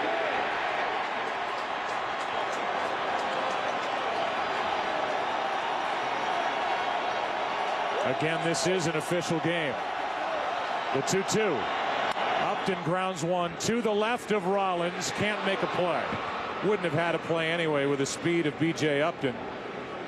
And the top of the 6th inning continues on a 2-out hit by the Rays center fielder. Now you have to wonder whether Upton's going to run or not, or whether the infield is in such bad shape that it will not prevent him from running. And that's such a good point, because that's the Rays game. That's why they made the changes. That's what they do. They let baseball and stolen bases. They're in a 1-run game, but I don't see how there's any way you can go try and steal a base with the kind of footing we're looking at between first and second. Right. I mean, that is, how could you even slide into that? That's right.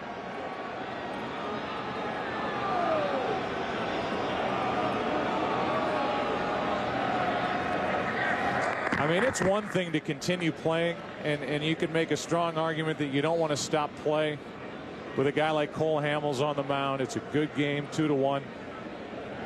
But the conditions on the playing field right now, especially on the infield, don't lead to very good baseball. Yeah, and when it robs a team of its talent, what got them here, like the speed of Upton.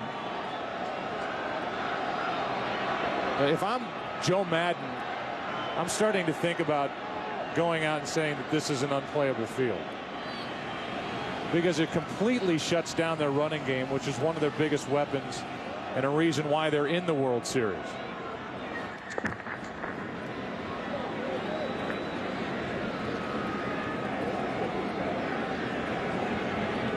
The problem is, if you pull the curtain on this thing now in the 6th, it's an official game. Be careful what you wish for. You may never start play again. That's right. But that is a sloppy track, to say the least.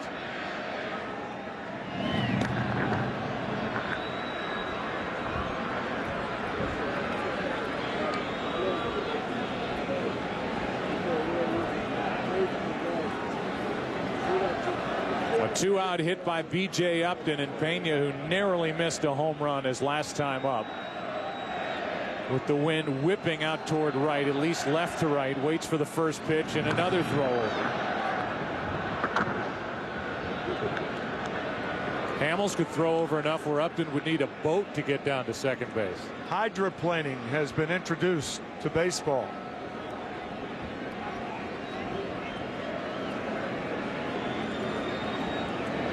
Meanwhile, Upton with his hands in his belt.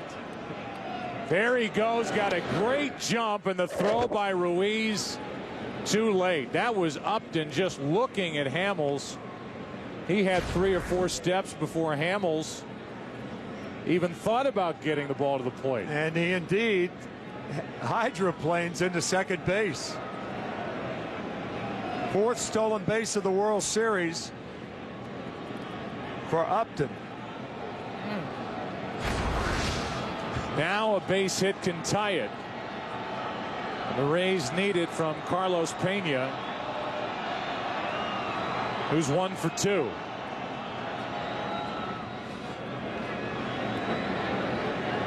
Two out in the inning, and Cole Hamels is now bothered by Upton out at second base. Pena during the regular season hit .247, hit 31 home runs, drove home 102. 9 RBIs this postseason. A big one is sitting out there for him now.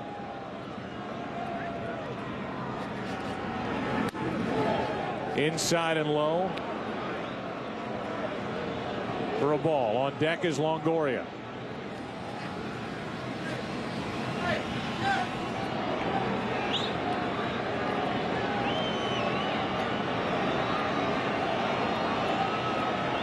.39 degrees here in Philadelphia.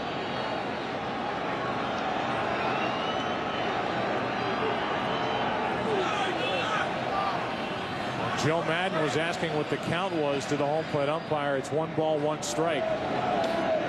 Now 2-1. And the frustration continues to mount in that dugout. I think they thought it was at the very worst 1-0, and you can see the lips, read the lips of Jim Hickey saying, I don't even think he called a strike. But it's 2-1. Unless he called it on a stolen base. And they were complaining about that.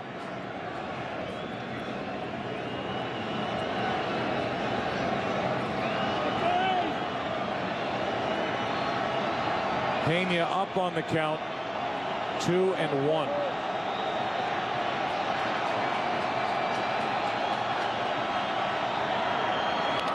Two and two.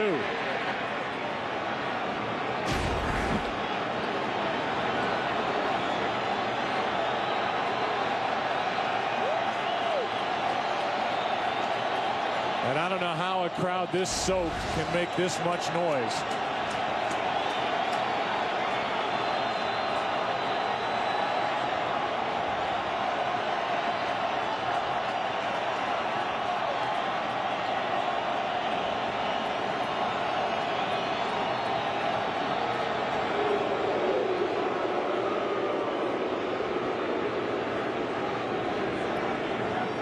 Advantage pitchers. The bats are wet and the balls aren't.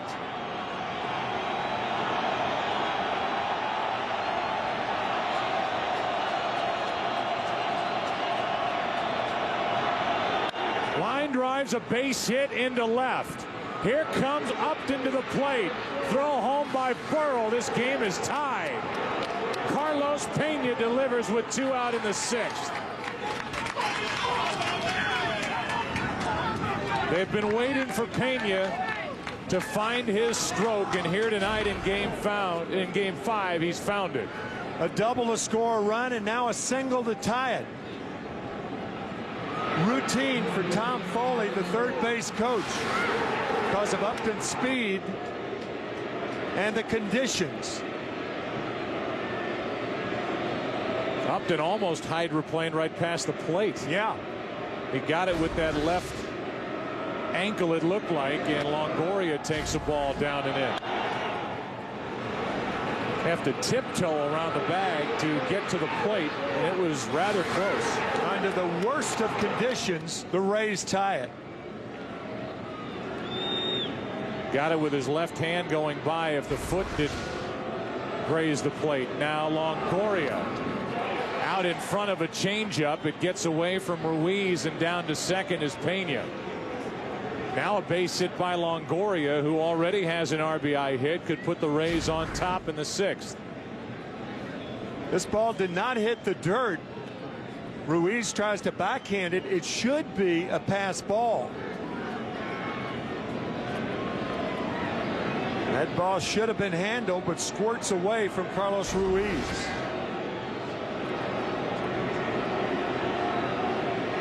Pass ball by Ruiz. 2 out in the inning. Longoria in the air to center field. Victorino is there to end the inning. The Rays have tied it as we go to the bottom of the 6th. Well, here's the scene now. They're pulling the tarp onto the field before the bottom of the 6th inning. So we're officially in a rain delay, and we go down to the field and join Chris Myers. Chris? I'm with Bob Dupay and Chief Operating Officer, President for Major League Baseball. Tarp coming on the field. Tell us about the decision. Yeah, Chris, obviously the conditions had deteriorated, and the grounds crew has done a phenomenal job trying to keep the game going. But with all the puddling and the wetness, the commissioner and the crew chief, Tim Welke, decided that the playing conditions were such that we ought to call time and put the tarp on the field. So if the game were not tied, would you have this delay? Oh, I think so. I think it had gotten to the point where we were going to have a delay. And as you know, with a tie game, with the Phillies not having batted in the bottom of the 6th, what would happen now if we didn't play is it would be a suspended game, and it would resume whenever we were able to resume, even if it had to be tomorrow or Wednesday. And have you looked at the weather for tomorrow? The weather for tomorrow is supposed to be worse. I mean, it's supposed to be colder, and it's supposed to continue to rain and be very windy. So we wanted to play tonight for that reason. We hoped we were going to be able to play tonight, and right now we're not optimistic. And if it were called at this point, would we continue, or would we start all over with these stats? No, we would continue. This would be a suspended game. It's tied with more than 5 innings in, and so it would be a suspended game, and it would be picked up here in the bottom of the 6th. All right, but the hope is to try to continue this game tonight. If it stops or lets up in such a fashion that we can, we'll finish the game tonight. And is radar indicating one thing? Radar's not good. I mean, it shows this type of rain going on, well into the morning. All right, Bob, thanks very much. All right. Okay, Chris, thank you. Baseball, you let the grounds crew get through. Go back up to you, Joe. Yeah, there's a lot of things going on here. There are a lot of things going on here, and what's important to note is what happened in the top of the 6th inning. And it wasn't discussed down there. Good interview with Chris Myers and Bob Dupay. That run driven in with 2 outs saves, in essence, the Tampa Bay Rays from what could be the end of the World Series if this happened and they hadn't scored that tying run and they can't resume play. The World Series is over. Yeah, very unusual and embarrassing, really, because of the elements. And by scoring that run, it kind of takes Major League Baseball off the hook. It was a rule that was adopted in 2007 where now it becomes a suspended game since the Tampa Bay Rays scored the run. In the past, they would have wiped that run away, and it would have been game over, series over. If they don't score and they can't resume, game over, series over. And now you're in a suspended game situation, and so all we really are doing now is waiting out the weather, which thankfully you want to have a full game here in Game 5 to see who wins or loses and if this World Series plays on to Florida. And I don't see how they can continue. I mean, the tarp's on, but the ground is in such bad condition that it's hard to believe that even if the weather lets up and they do find a window, an hour and 15 minutes, that the game can be resumed. Yeah, because under that tarp, as we've seen, and as Bob Dupay said, the grounds crew has done everything they can. They've been spreading that dust around for the last couple of innings, but it is to the point where right now under that tarp, it's an unplayable infield. That's right. That's right. So that's really where we are here in the bottom of the 6th inning, or at least starting at the bottom of the 6th inning. And now you look at the forecast for tomorrow. Rain all day, temperatures in the mid-30s at night. So it's going to be another nasty day. You would think that this delay, however long it is, wipes Cole Hamels off the books. And you're talking about a battle of the bullpens here in the rest of Game 5, which is very importantly tied by Carlos Pena with that 2-out hit. B.J. Upton scoring just ahead of the throw by Burrell. And with that tie, it's a 2-2 game, and everybody's off the hook with this bad weather. Victorino got the scoring started in the first inning with a 2-out, 2-run single. And then Longoria finally broke through with his first hit. An RBI base hit made it 2-1. Pena scored, and then Carlos Pena with one of the biggest swings that we've seen in a long time, with a base hit the opposite way to tie this game. All of the action with 2 out in the inning, a stolen base a big part of it, bad field and all. And so before the bottom of the 6th inning, we are tied 2-2. And while we are delayed, we are going to send you to local news or local programming, depending where you are across the country. So it is a 2-2 game Game 5 of this World Series. Phillies up 3-1. We're waiting the start of the bottom of the 6th inning, and it may be a while. So long for a moment.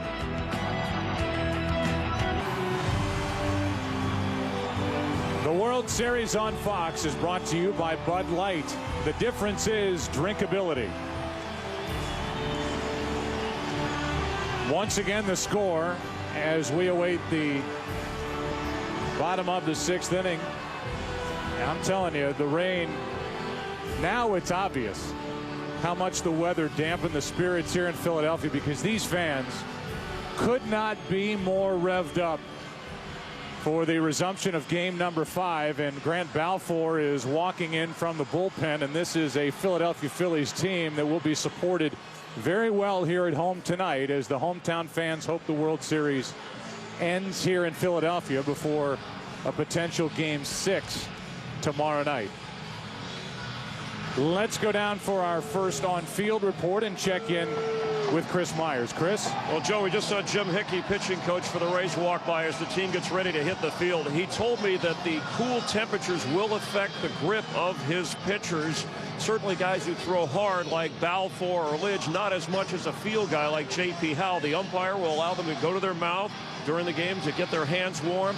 Also, he said that an old trick he learned, have them dip their fingers in rubbing alcohol, which is legal in between innings, and then touch the rosin bag. It'll help with the tackiness and grip on the ball, and that'll last for about an inning. He thinks it could help in these cooler temperatures. The Rays want to get a grip on this series. Let's check in on the other side with Ken Rosenthal. Thanks, Chris. Ryan Madson, the Phillies' first pitcher, says this experience is going to be weird. Relievers are accustomed to sitting in the bullpen in the early innings, talking amongst themselves, getting a feel for the game.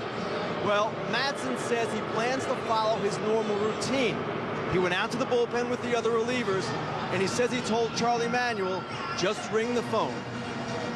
Yeah, these guys are creatures of habit. So even though Madson knows that he's coming in, they're still going to call down and say, get Madson up. And it's just got an odd feel. I mean, we've been preparing for this game, whether you're preparing for the broadcast or these players are taking batting practice or the managers are meeting with the media. All of this is in essence going on during game number 5 in the 6th inning of this World Series. And because of the fact that we're starting the bottom of the 6th inning, it's the home team that gets to hit first, and in essence they get 12 offensive outs to play with, while the other team, the Tampa Bay Rays, get only 9. I think it's very interesting that the Rays do not have a left-handed pitcher warming up. Perhaps how, because that could thwart the use of a pinch hitter by Charlie Manuel here in the 6th inning. His best left-handed pinch hitters, Greg Dobbs, and then the pinch hitter with the most power, Matt Stairs. So we'll see. So Grant Balfour is back to the mound. He had to take over for Scott Kazmir 2 nights ago in the 5th inning, and what a job he did. It's what he's done during the postseason. He came in with 2 on and nobody out. He got out of that by getting Victorino on a fly ball to left, and then 2 pop-ups that were handled very well on not easy plays by Carlos Pena with the rain and the wind and the footing that he had to deal with. And in case you're wondering, Grant Balfour has a 120 average against when lefties hit against him. And in their careers, as you see Jeff Jenkins already set to go, Jenkins will have his first at bat against Balfour. Dobbs has drawn a walk in his only plate appearance, and Matt Stairs is 0 for 4 against Balfour. So the decision has been made. It is Jeff Jenkins, and David Price, because he is typically a starter and it's a cold night, will at some point here start to loosen up in anticipation of maybe coming on in the 7th inning. Joe Madden, there's Ryan Madson. He will be the pitcher for the Phillies in the top of the 7th inning. And Joe Madden telling us that it is very important to get a 1-2-3 inning. And if that happens, maybe David Price will open the bottom of the 7th inning to work against Chase Utley and Ryan Howard. So while Balfour prepares for the 9, 1, and 2 hitters, which we now know are Jenkins, Rollins, and Worth. The reason it's important for the Rays for Balfour to go 3 up, 3 down as Price does start to loosen, but that's not for this 6th inning. He would start an inning fresh, you would think. But because Balfour has Utley due up 4th in this inning, if anything starts to brew for the Phillies, maybe it's Price, maybe it's J.P. Howell, somebody else in a situation where Utley can beat you. So here we go. Basically 46 hours after they pulled the tarp on the field here on Monday night.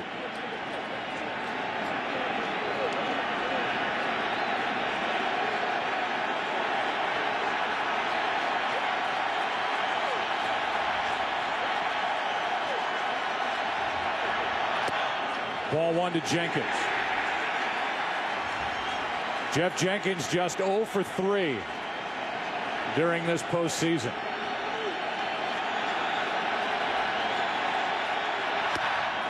Trying to launch, and he came up empty on a 95-mile-an-hour fastball. Yeah, this is not a good matchup because Jeff Jenkins is a very good low ball hitter. He has an uppercut swing, and usually if you can get it 94, 95 above the waist. There's 96 at the knees, and strike 2. Balfour threw 9 pitches on Monday night, all strikes to get his 3 outs. And again, he came on with 2 on and nobody out in a tie game.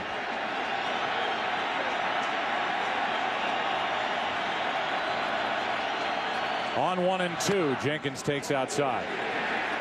2 balls, 2 strikes. Actually, Balfour came in bottom of the 5th, and then that 2-out rain-soaked hit by Pena scored B.J. Upton. 2-2. Balfour out there ready to go, and they pulled the tarp.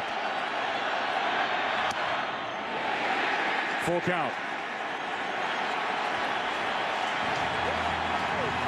On a walk, this place will erupt.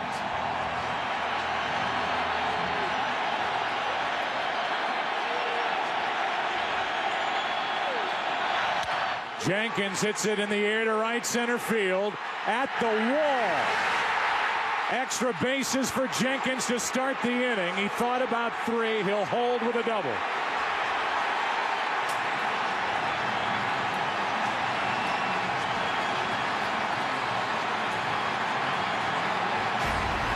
On a double, it'll be louder.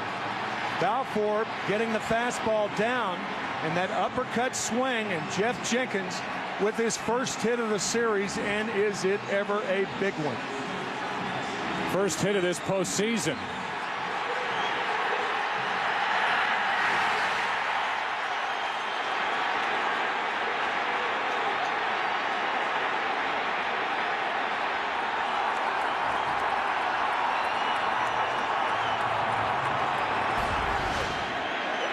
Now it's Rollins. Now you may see a bunt.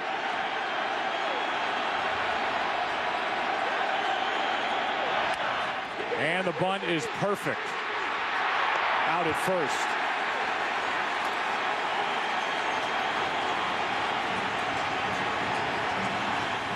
Over to third is the go-ahead run with 1 out.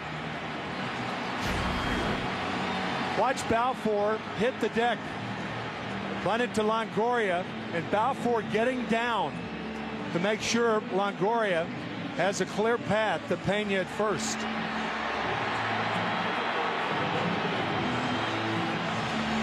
And so now Jason Worth with the infield in comes to the plate. On deck is Utley with action in the bullpen with J.P. Howell. Very rare you see 2 left-handers warming in the bullpen at the same time, but that's the case for the Rays.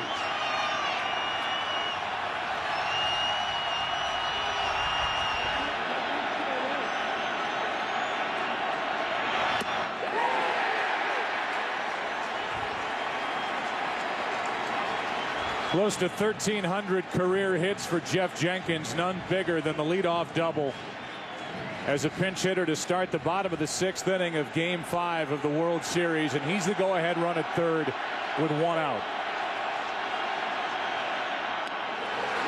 2-0.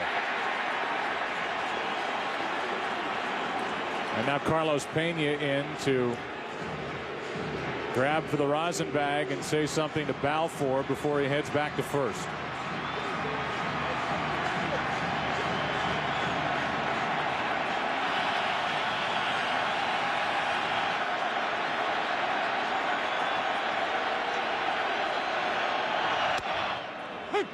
Two and one. One thing Balfour does get with a runner on at third base and less than 2 outs, he gets a lot of pop-ups because he throws so hard. If he can keep the fastball up, I think that's the way he's going to test Jason Worth with high fastballs.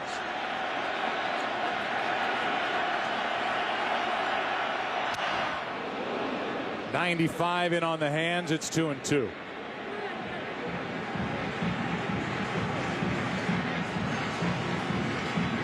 Charlie Manuel pulled the right string when he sent Jeff Jenkins up to start this inning. He's at third now with 1 out.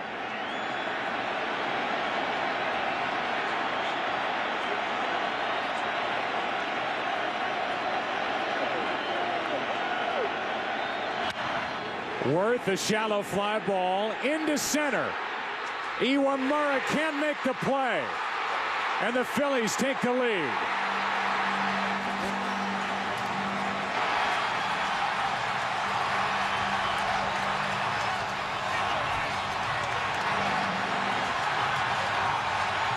He did get the pop-up, but the infield was in, making this a difficult play. Look in the lower left-hand side of your screen. That's why Jeff Jenkins did not tag up at third, but went halfway. And when Iwamura dropped the ball, Jenkins scores to break the tie.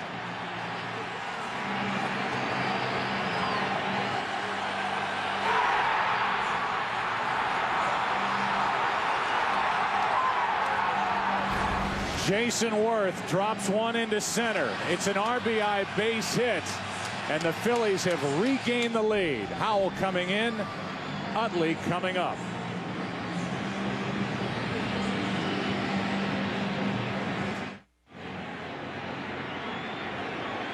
The reaction from Grant Balfour. After waiting 46 hours to resume game number 5 in the bottom of the 6th, gave a leadoff double to Jeff Jenkins, his first ever postseason hit. After the bunt by Rollins, the base hit to shallow center off the bat of Worth. Now Worth is on at first with 1 out, and Chase Utley is at the plate dealing with J.P. Howell.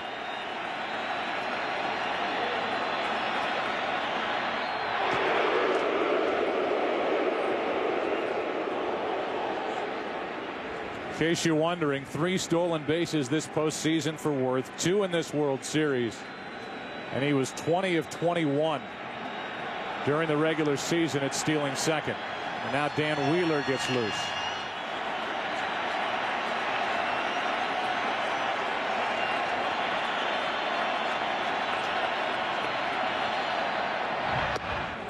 Strike 1 outside corner.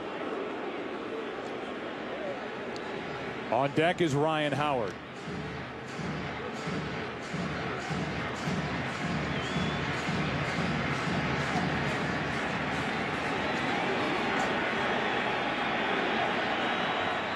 Ryan Madsen is getting loose for the top of the 7th.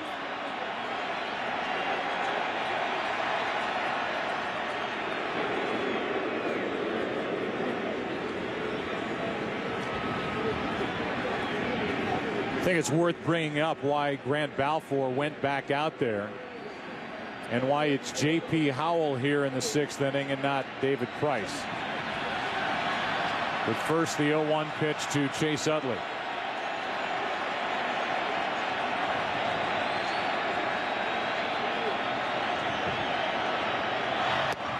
On the outside corner again, 0-2. Balfour had time to recover after working the 1 inning, the bottom of the 5th inning on Monday night. He's one of the Rays' best short relievers. And as far as the batting order for the Rays in the top of the 7th, the pitcher spot is due up 4th. So Joe Maddon wants to clear that hurdle As you look at the top 4 spots, it starts with the 6th batter, Navarro, before David Price would come into the game. That's why it's Howell here for the rest of this 6th.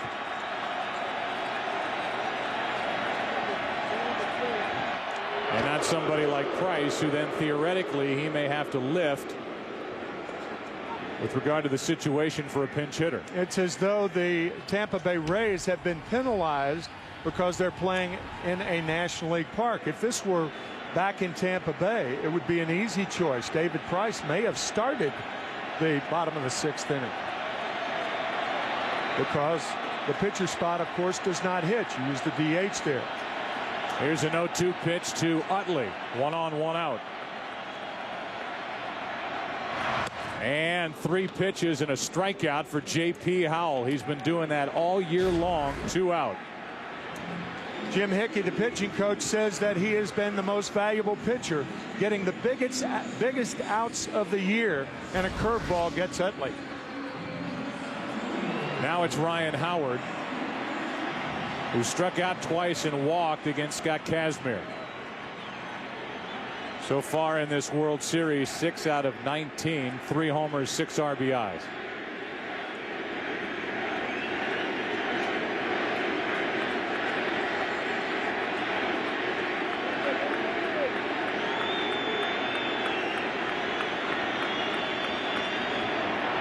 Utley, rather, Worth took off too soon, and he steals second. Howell threw to first, and Worth takes second. He's there with 2 out.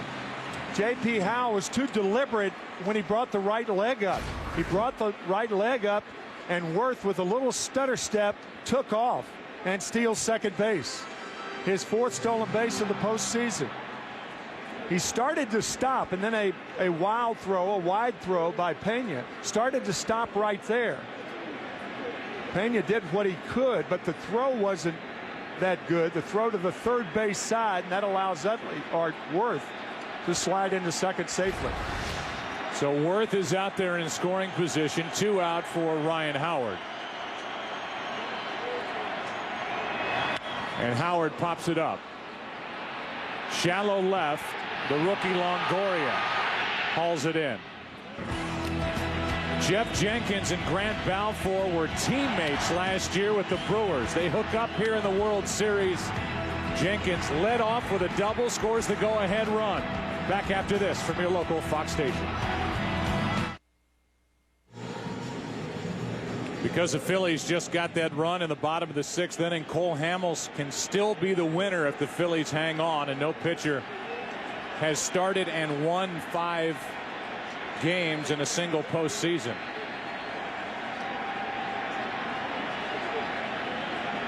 So he's trying to stay perfect in the postseason, and eventually so will Brad Lidge.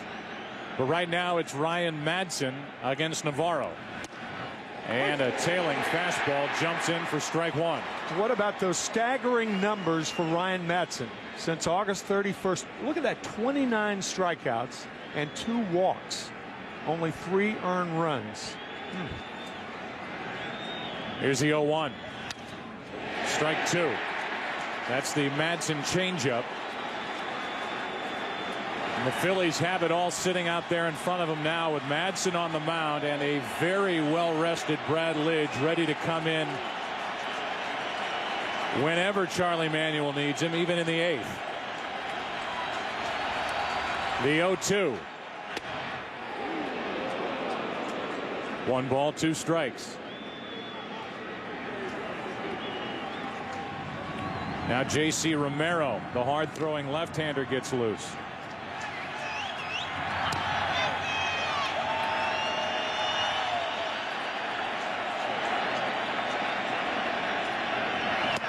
Navarro strikes out.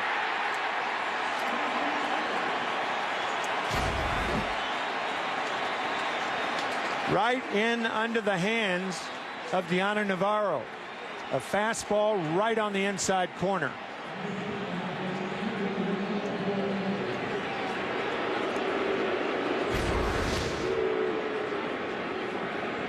Here's Rocco Baldelli. 0 for 2 tonight, and whoever Joe Maddon has put in his lineup in that right field spot, as Baldelli hits one into left. Back is Burrell, and Baldelli has tied it. Rocco Baldelli has gone deep. It's 3-3 in the top of the 7th. As Baldelli gets his first World Series hit and his second postseason home run.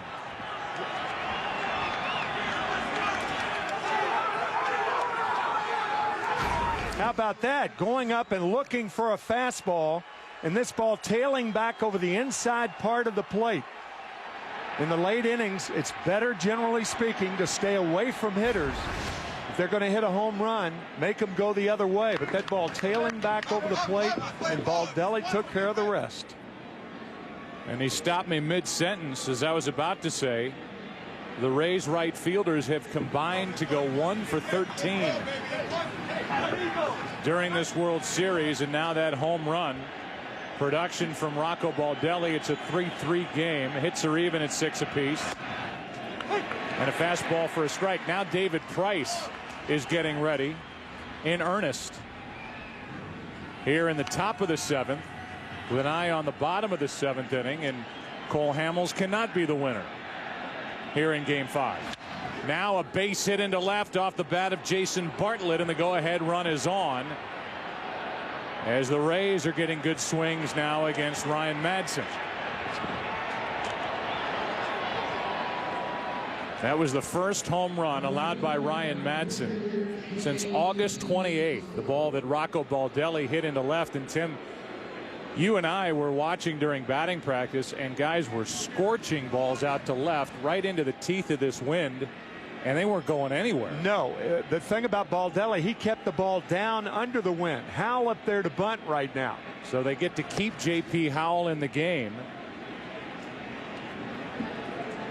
Pat Burrell is the leadoff hitter in the bottom of the 7th, and that's a matchup that, according to Joe Maddon, is favorable for the Tampa Bay Rays. And again, David Price is, at least was getting loose, and now when you look back there, he's put his coat back on. You're talking to the players of the Phillies and talking about hitting in this ballpark. The name of the ballpark is Citizens Bank Park.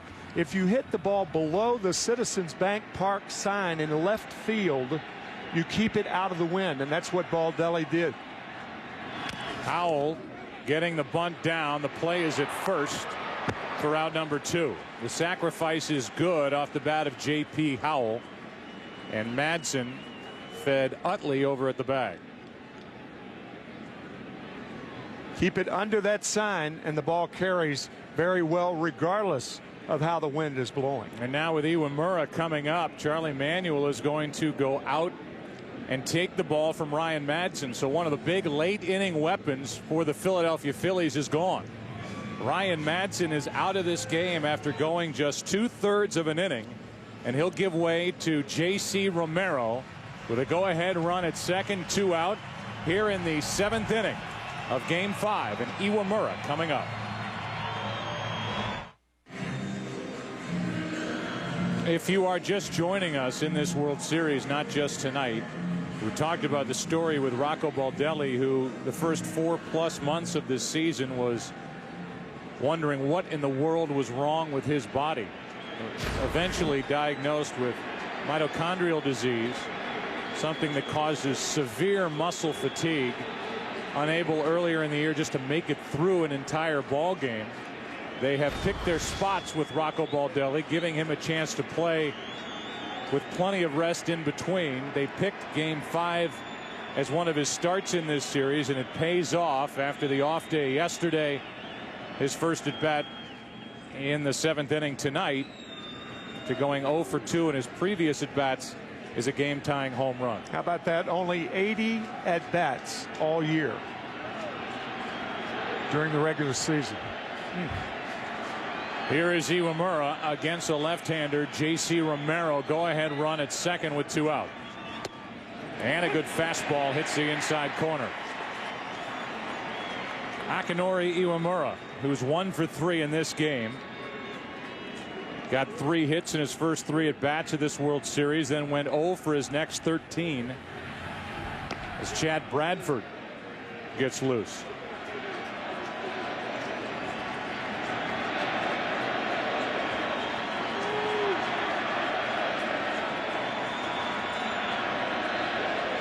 Runner at second, 2 out, and Iwamura grounds one up the middle. Utley, good play, has no play at first, throws home, and out is the call to end the inning. Bartlett kept running as Utley hung on to the baseball instead of throwing to first. Looks to first, fakes to first, comes home. Alert play by Utley. Bartlett out at home, and the top of the 7th is over. We're tied. It hit, but Utley kept it on the infield and got the out at the plate. Utley faking toward first and then throwing home immediately, realizing Bartlett had rounded third. And look at the tag by Ruiz. J.C. Martin on the other, or J.C. Romero on the other hand, was breaking toward first base. That's why he's almost in the way of the runner and had to hurdle Bartlett, who was sliding head first. Here's a strike to Burrell underway in the bottom of the 7th. Burrell, Victorino, and Phillies. J.P. Howell came on to get the final 2 outs in the bottom of the 6th inning by striking out Utley and getting Howard on a pop-up. Burrell 0 for 1 tonight and 0 for 13 in this World Series. That's low. A ball and a strike. With the runner on at second base, a second baseman, particularly with 2 outs, is always aware of where he is and who the base runner is. His first look, if he doesn't have a play at first base, is always to third to perhaps throw behind the runner. This one hit into center. Burrell got a lot of it. Upton will watch it go off the wall. And Burrell will dig into second with a leadoff double.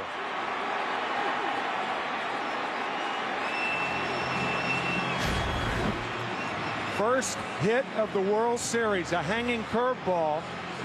And normally this ball is way out of this park. But as Joe said earlier, that wind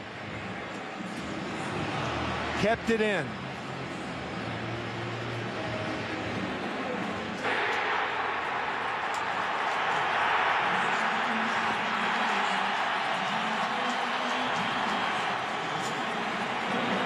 So Burrell, who doesn't run all that well, is lifted for a pinch runner, Bruntlett. Pat Burrell, a free agent to be, has spent his career in this organization. Leads off the bottom of the 7th with a double. The go-ahead run in scoring position. J.P. Howell will hand off. Chad Bradford will come into the game, with Victorino coming up. We're tied in the 7th. Pat Burrell with a leadoff double here in the 7th inning. I know he's not a fast runner, but you never know when the situation will present itself to get an extra base. And Burrell is not running hard from first to third or from home to first. And by the time he gets to second base, he turns it on, but ends up with a double and could have had a triple. I know you're safety first with nobody out, but I think he could be on third base. Maybe not should, but could be. Here's Bradford now taking over with Victorino coming up. It's Victorino. Pedro Feliz is already standing out there as well. There are other options off the bench for Charlie Manuel, with Feliz the next scheduled hitter. One of his best is Greg Dobbs off the bench, as Scott Air gets loose alongside Chad Durbin. Go ahead run at second, nobody out. And again, this Tampa Bay infield expects a bunt. And again, David Price is getting loose.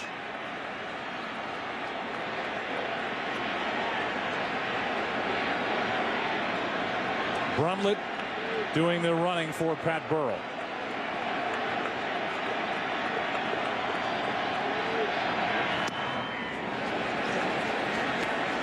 I think a bunt right here is a low percentage play. You're bunting for the bottom of the order. Pedro Feliz had 48 RBIs all year. Not real good.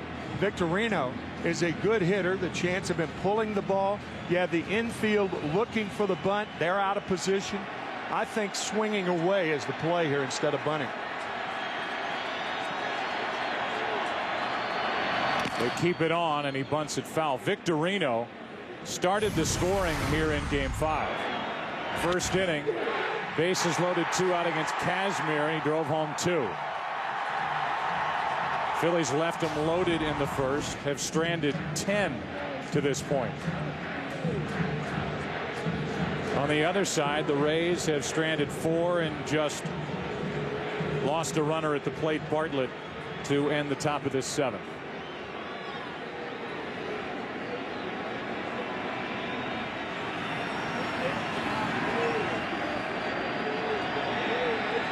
So Victorino tonight 1 for 3 are in this game. Stretched over the 2 nights, and now Charlie Manuel walks out to the home plate umpire, Jeff Kellogg. I wonder if Charlie Manuel is talking about the fact that Chad Bradford does not come to a complete stop. A pitcher, when he comes set, has to come to a 1001 complete stop. That could be what the Phillies dugout was arguing about. It was something I almost said. That first pitch he didn't. No, he didn't. His leg was coming up before he came set. Now this is different. Victorino misses it. Didn't look good trying to bunt it. And that's strike 2.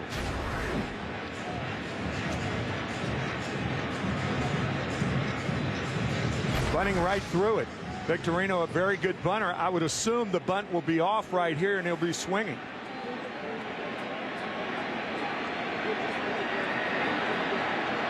Still pinched in at the corners on this Rays infield.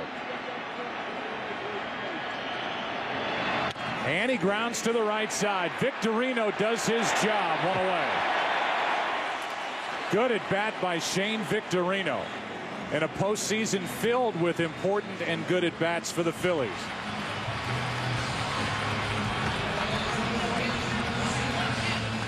The sacrifice bunt was unsuccessful, and Victorino pulls the ball to Iwamura. Now the infield for the Rays once again will come in.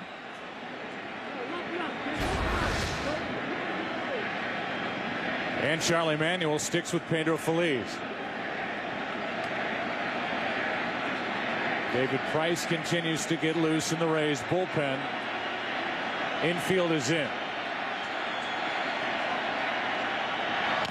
Strike 1. Bradford was picked up from the Orioles on August 7th. Had a very good year, especially once he came to the Rays. 21 games, had an ERA under 1.5. I get your drift, Joe. I assume meaning that Greg Dobbs is your pinch hitter. If you bring in Dobbs, then obviously the Phillies are going to see David Price. And there's Dobbs with a helmet on, bat in his hands. Ruiz will follow Pedro Feliz, and then the pitcher's spot. Infield in, and a ground ball up the middle, base hit. Pedro Feliz delivers. 4-3 Philadelphia.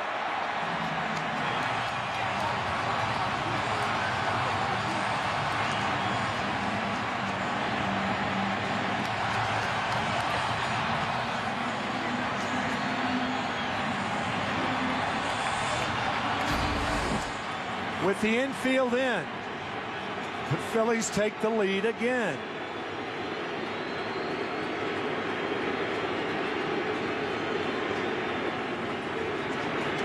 Finding a hole.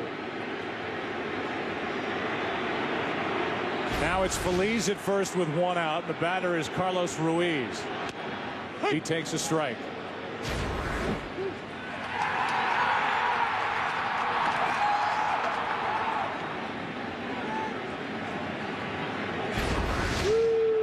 Pedro Feliz with his 2nd hit of this game and just his 2nd RBI of this World Series. The World Series on Fox, sponsored by the new 12.3 megapixel Nikon D90, the world's first DSLR with HD movie mode. By Warner Brothers' new motion picture, Yes Man, in theaters December 19th. And by the Ford F-150 built Ford Tough. 1 on, 1 out, the 0-1 pitch. Ruiz, strike 2.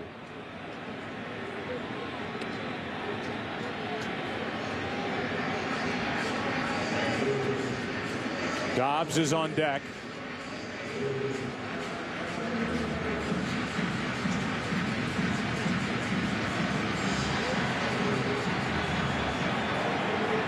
Price getting loose for the Rays. Here comes an 0-2. Instead, Bradford steps off.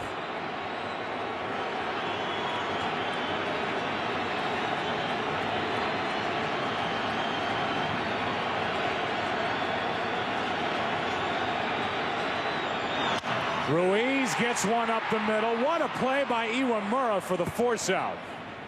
Ball was almost past him. That's the second out here in the bottom of the 7th. I think it was past him. He caught that ball behind him. What a remarkable play by Iwamura to get Phillies as the lead runner. Right over the second base bag, and Akinori shows how much range he has going to his right.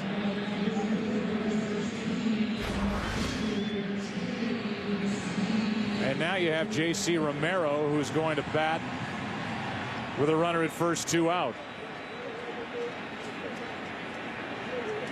So Charlie Manuel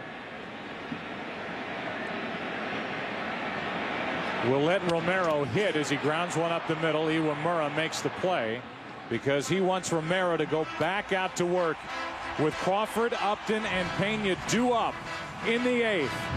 Philadelphia retakes the lead. It's 4-3.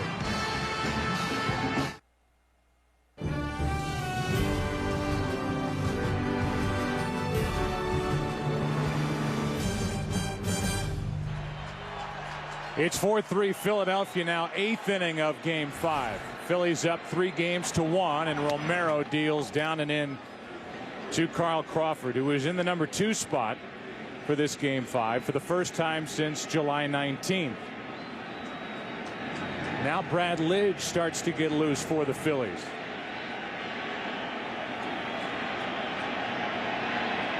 Two, 3, and 4 hitters for the Rays, down by 1. Upton will follow as Crawford takes ball 2. Bruntlett stays in the game. He's out in left.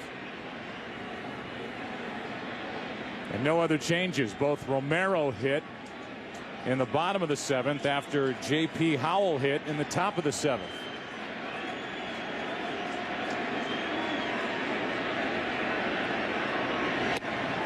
Good fastball, strike 1.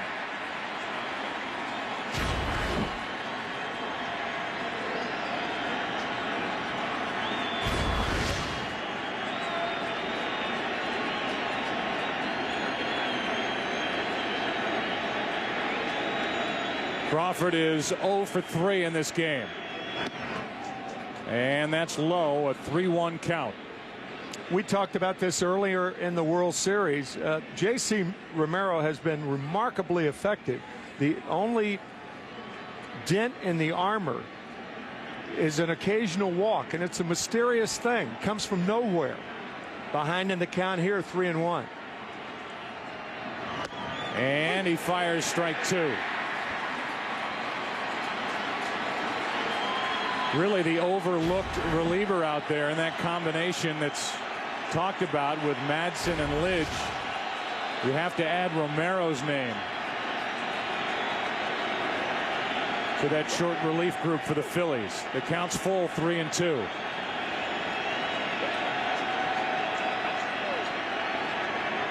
Crawford starts it with a hit. So Charlie Manuel kept Romero in the game to face Crawford, and Crawford gets him with a base hit to center. This Keys to Success checklist for the World Series on Fox, sponsored by the movie Yes Man, starring Jim Carrey. Carlos Pena delivered on Monday night. Rocco Baldelli went deep to tie it in the top of the 7th. And Pedro Feliz is happy. with a base hit up the middle to plate the go-ahead run in the bottom of the 7th. Now it's B.J. Upton. As far as the Rays are concerned, the importance of Crawford getting a hit is speed's on at first base. Ground ball to short. A flip for one onto first. Double play.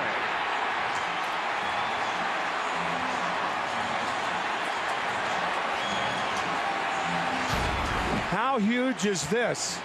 Off the end of the bat, but routine for Rollins, Utley, and Howard.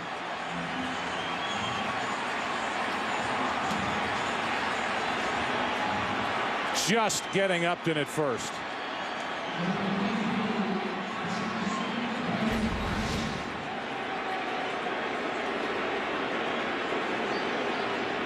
Now it's Carlos Pena, who scored the first run of the night for the Rays in the 4th inning and then drove home the game-tying run in that driving rain in the 6th. And Joe, you have to figure that under any circumstances, this is the last batter for J.C. Romero. Longoria on deck.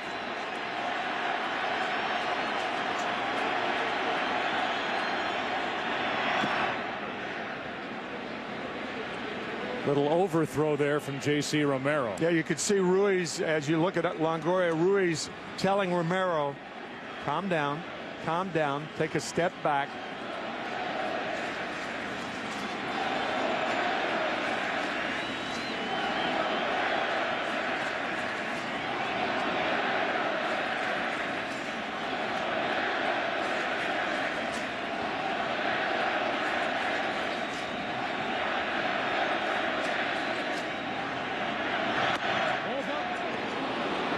Two and 0.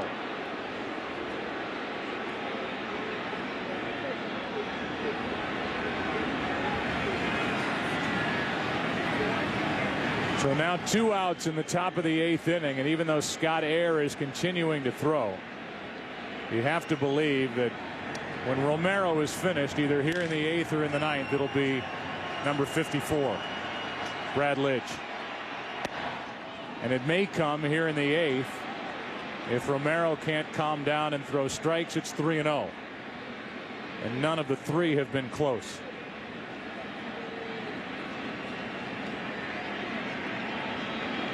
Pena during the regular season hit 31 home runs. 2 hits in this game. 3 home runs during the postseason. None in this World Series. And strike, 3-1.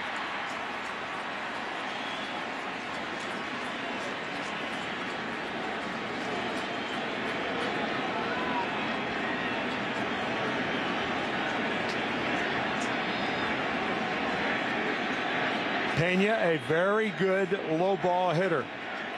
Power the other way.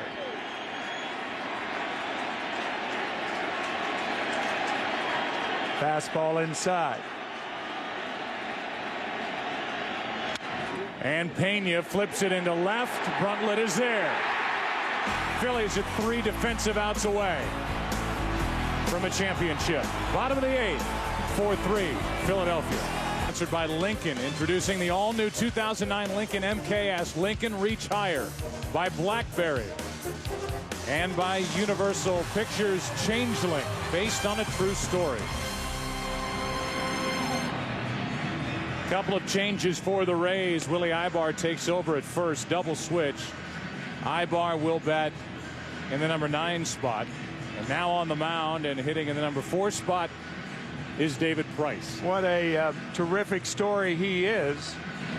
He had never won a game in any major league season coming up this year, but he won a game and saved a game in the postseason and retired the last 4 outs of Game 7 in the American League Championship Series against the Red Sox. Number 1 overall pick last year out of Vanderbilt. And now pitching in Game 5 of the World Series, trying to keep it a 1-run game. With Longoria, Navarro, and Baldelli coming up in the 9th inning for the Rays. Ball 1 to Jimmy Rollins. who in this game is 0 for 2.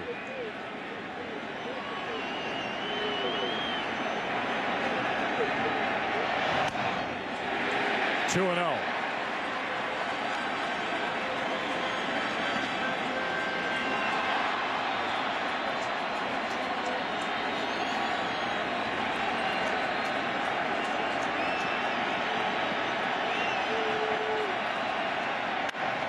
Rollins hits one in the air to left.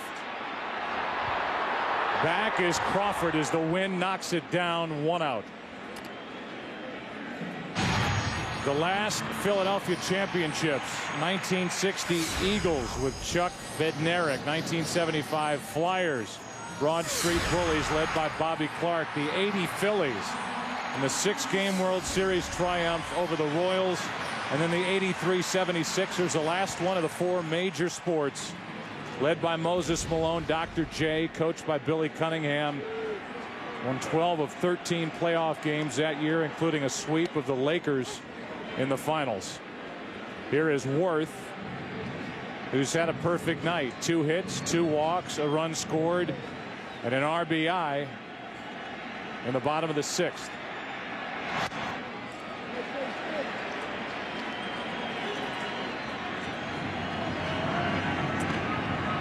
Lidge is getting ready. The 1-1. Ball 2.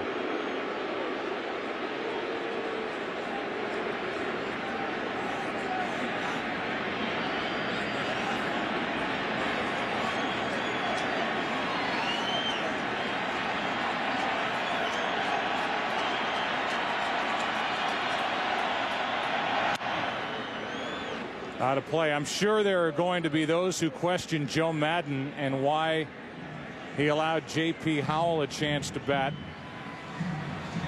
in the 7th inning. After the Rays had tied it on the home run by Baldelli, Bartlett got on with a hit, a bunt from Howell, and he went back out there and allowed that leadoff double to Pat Burrell. That's strike 3.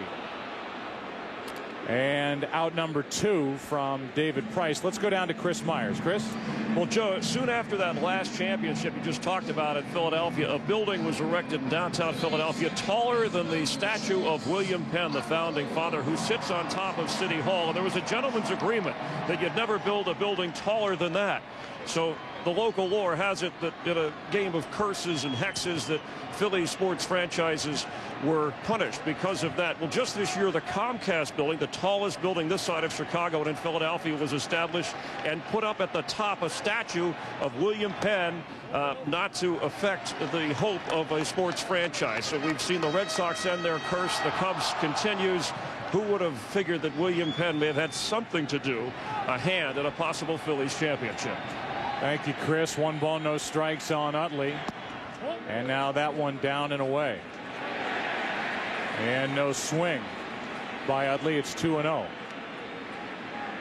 You know, that question will be asked that we were talking about with regard to Joe Maddon sticking with J.P. Howell. Howell has been getting big outs all season long. He left David Price in the bullpen, and the Phillies regained the advantage against a combination of Howell and Bradford, with Price standing in the bullpen. And now he's come on. He's retired the first 2, and he's run the count to 3-0 on Chase Utley.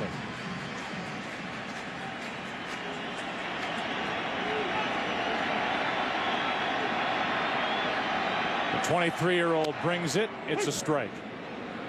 And he did not let up to throw at 95 miles per hour. It's 3-1.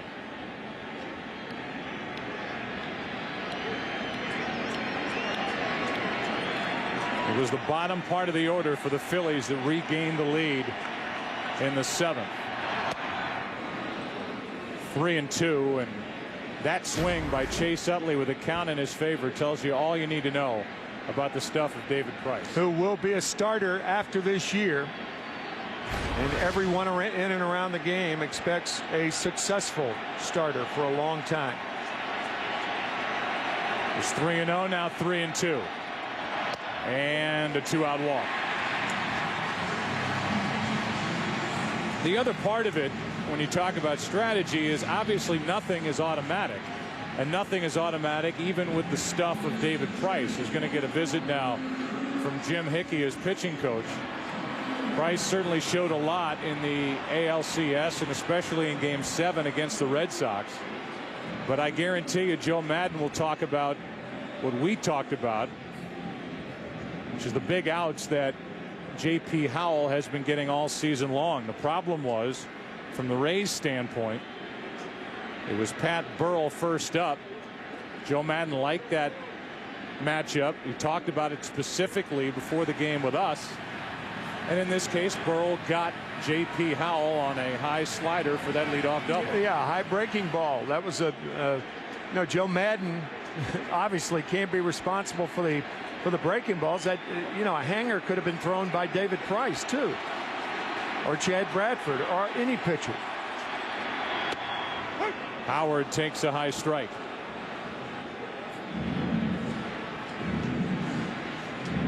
Hitless in this game is Ryan Howard, 0 for 3 with a walk.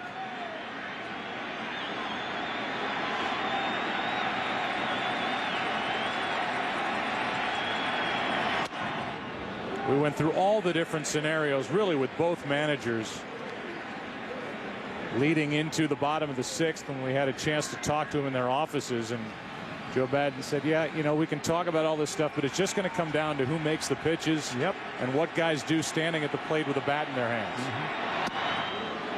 And it's been the Phillies who have come up with an RBI hit by Worth in the 6th to give them a short-lived 3-2 lead.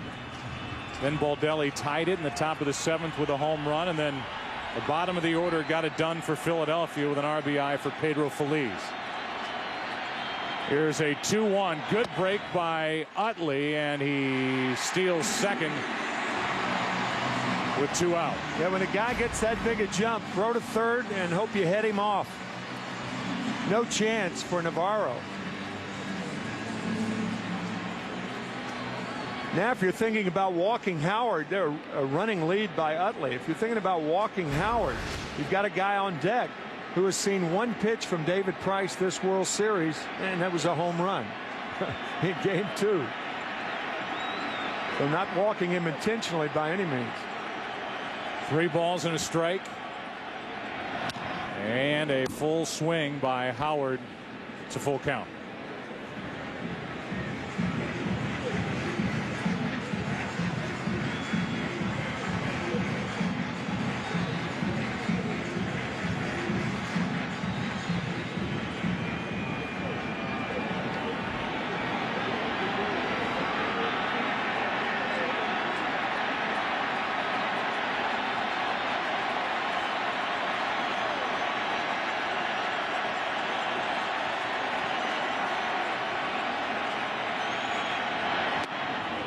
That sends Game 5 into the 9th inning.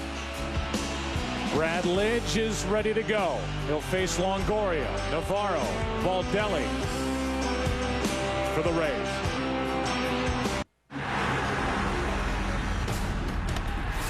In his first year with the Philadelphia Phillies, Brad Lidge has been perfect. 41 of 41 during the regular season, 6 for 6 in save opportunities in the postseason. He has saved his last 50 straight, dating back to his time with the Houston Astros. And here he is trying to end the World Series and save it again for the Phillies.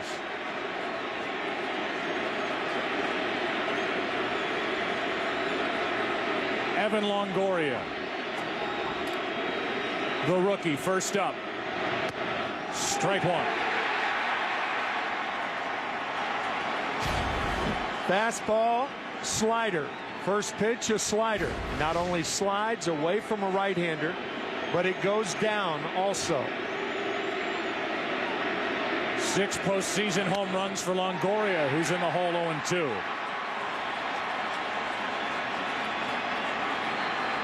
Last home run Brad Lidge allowed August 3rd to Troy Glaus.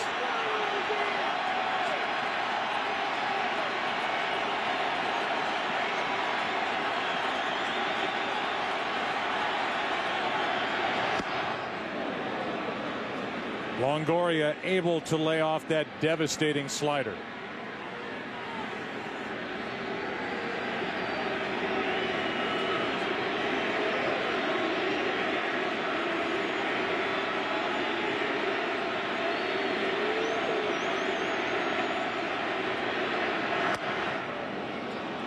Two and two.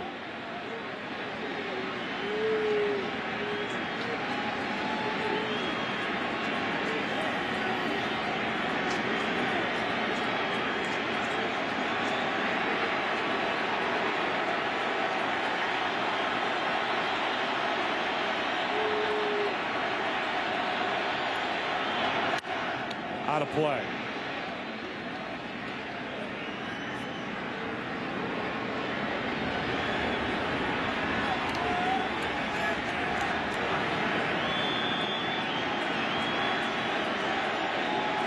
You have to go back 27 at-bats for Longoria. A Game 5 home run in the ALCS against Boston, his last long ball. Off balance. One out.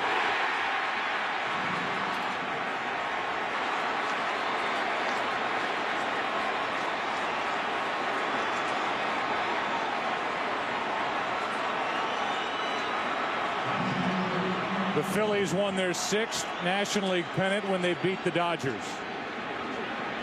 Their only championship the 1980 season when they beat Kansas City in the World Series 28 years ago.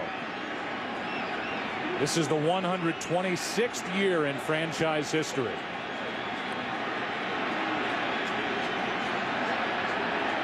Navarro. Strike one.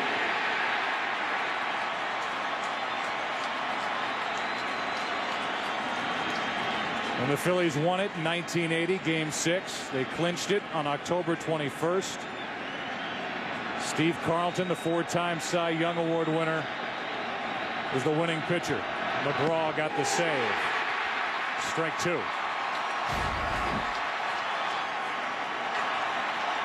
Keep in mind that Lidge's slider is so good that occasionally it'll get by Carlos Ruiz, the catcher. He is one of the best in the business at blocking balls in the dirt. He had one strikeout wild pitch against the Dodgers in the NLCS that allowed a runner to go to first after striking out.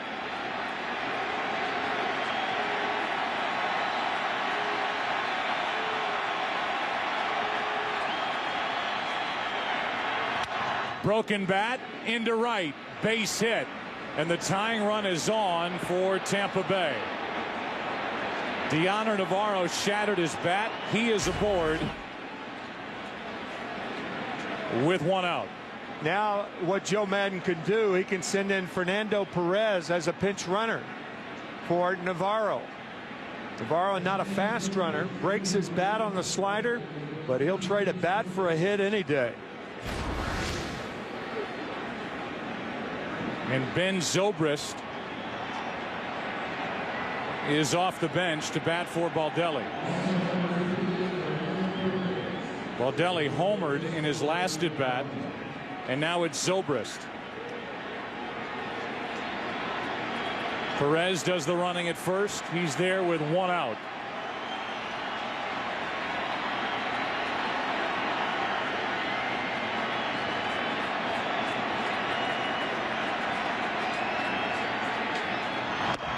Strike one. This is a Tampa Bay team that has 23 stolen bases this postseason. That is a baseball record for a single postseason.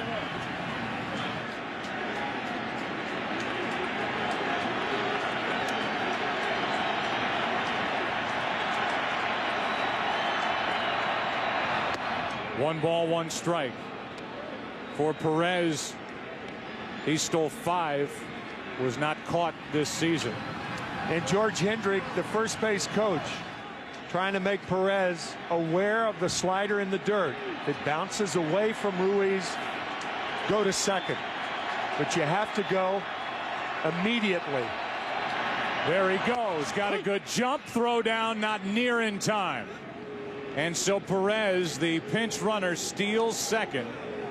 He's there with 1 out, representing the tying run. That's a problem not only with Lidge, but a lot of excellent closers, is they do not have a good move to first base. And Perez steals it easily.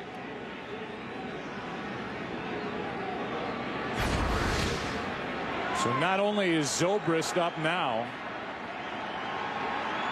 but Eric Hinsky has come into the on-deck circle to bat for Bartlett.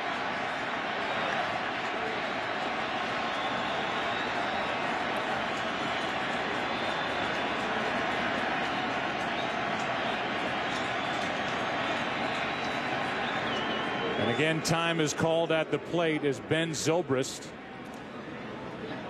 who hit .253 during the regular season, 12 homers, 30 RBIs, and who is 1 for 6 in this World Series, 1 for 10 in this postseason, waits for a 2-1.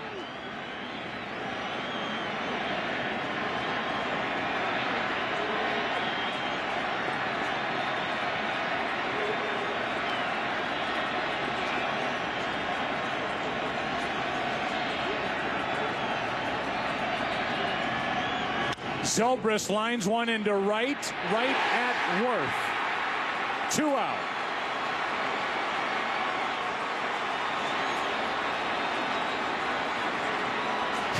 Zobrist hits it right on the button, a slider.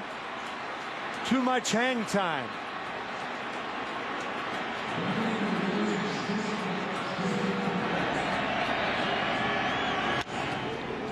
Perez stays at second. He is there with 2 out. And Eric Hinsky will bat for Bartlett.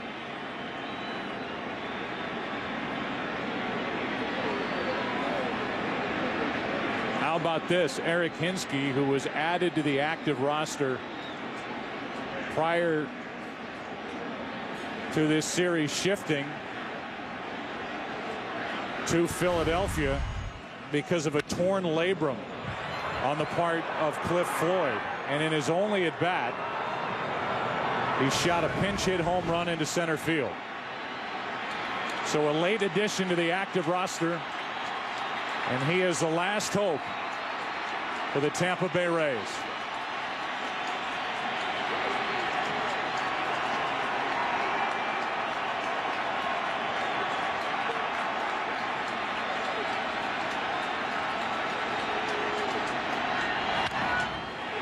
That's foul.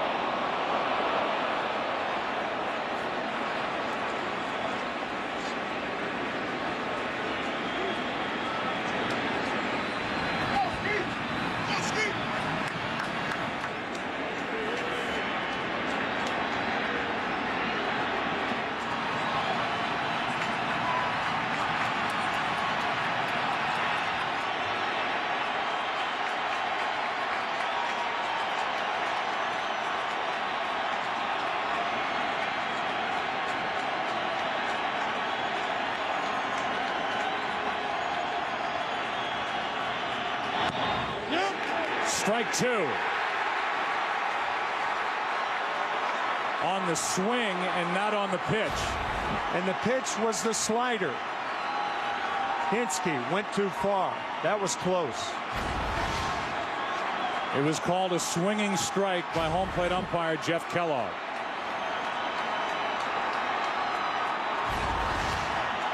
Nothing in 2.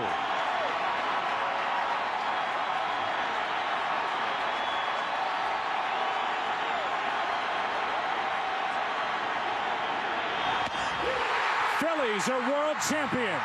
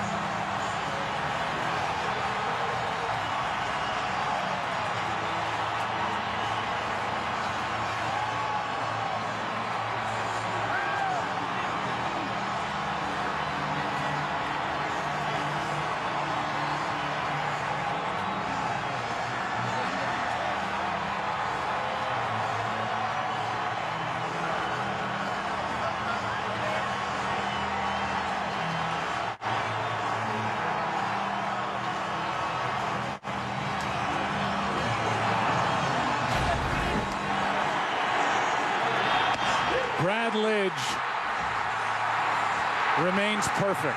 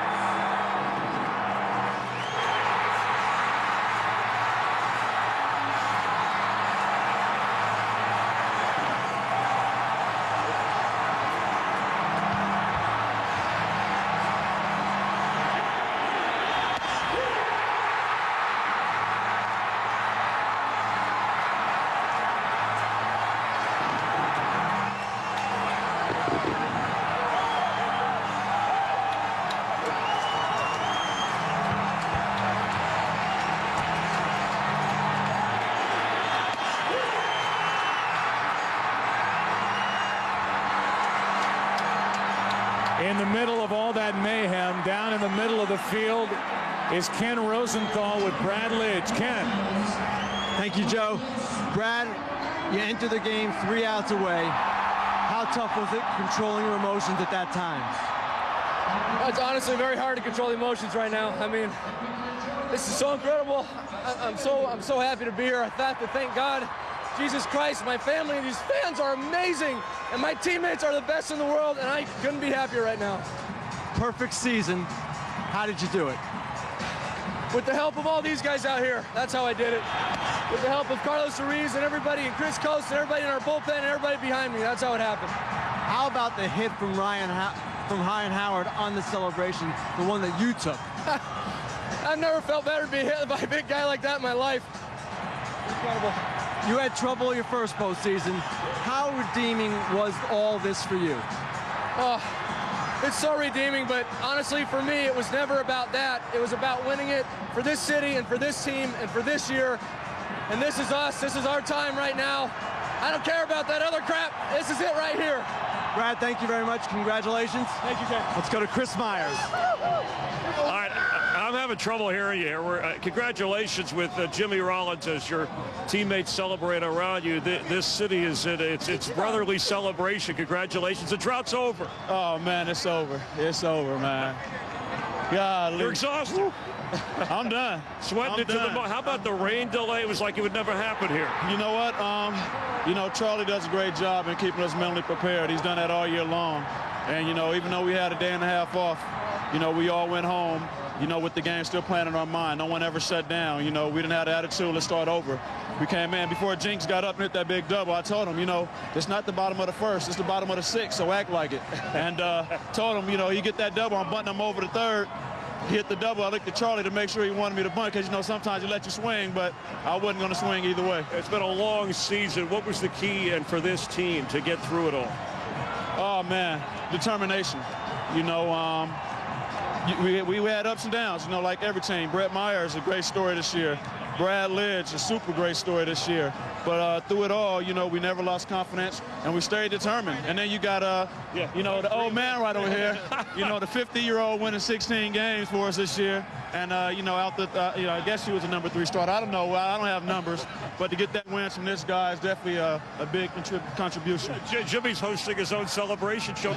You're Philadelphia. If anybody represents St. Joe's, you're from Pennsylvania. This has to be emotional for you. It is. It's, this is a dream come true. And, being at the parade in 80 and now going to be in a parade sometime later this week, it's all worth it. But we battled together all season long. Everybody played well this season.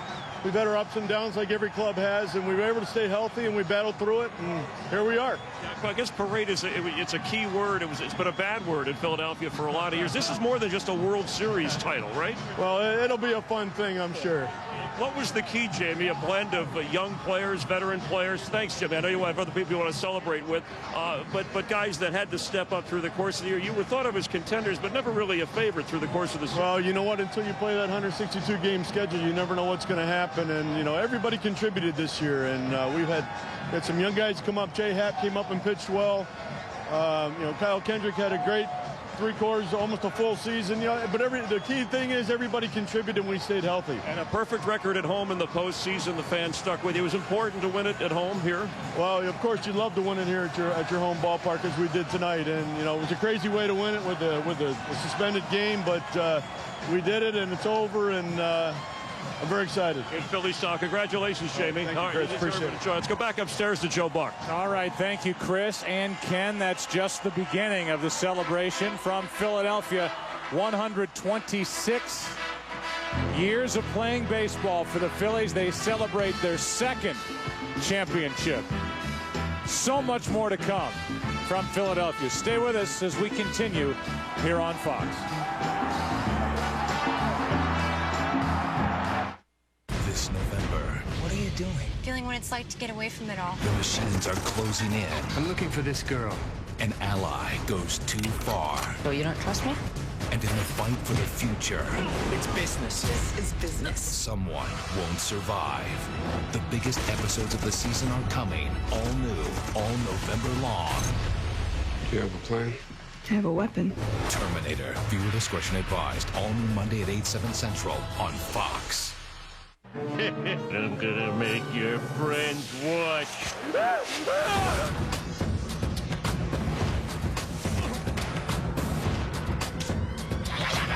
If they want me back in Washington, they can come and get me. All right, everybody, let's go. Abracadabra. Mad skills, babe. We need him alive. You know, I hate when you sniff and smell dead things. There's my lovely bride. Suck it, Gumby. He's telling the truth. You can find out for certain. Whoa. I've never had a conversation with a dead guy before. Forgive me if I don't know the rules. $1 million question. My advice would be for you to disappear where to go to. Yeah. You know you're gonna pay for that. I'm paying for it right now with wisdom.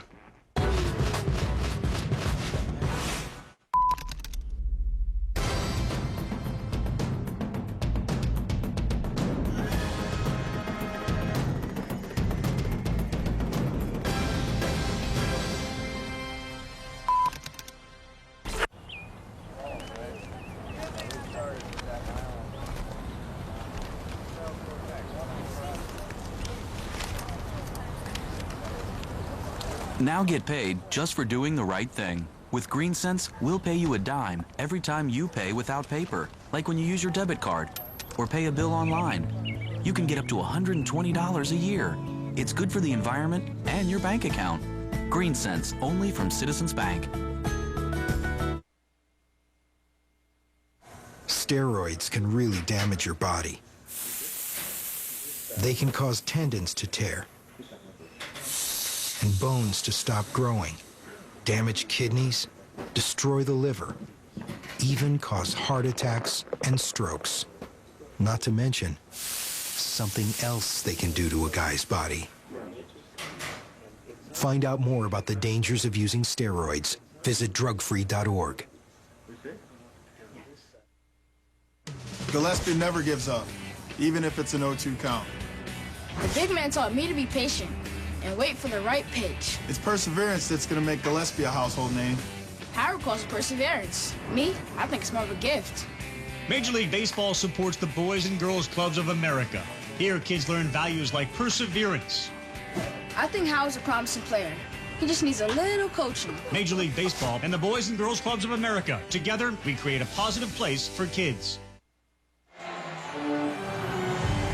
Welcome to the Chevy postgame show on Fox. Chevy, an American revolution.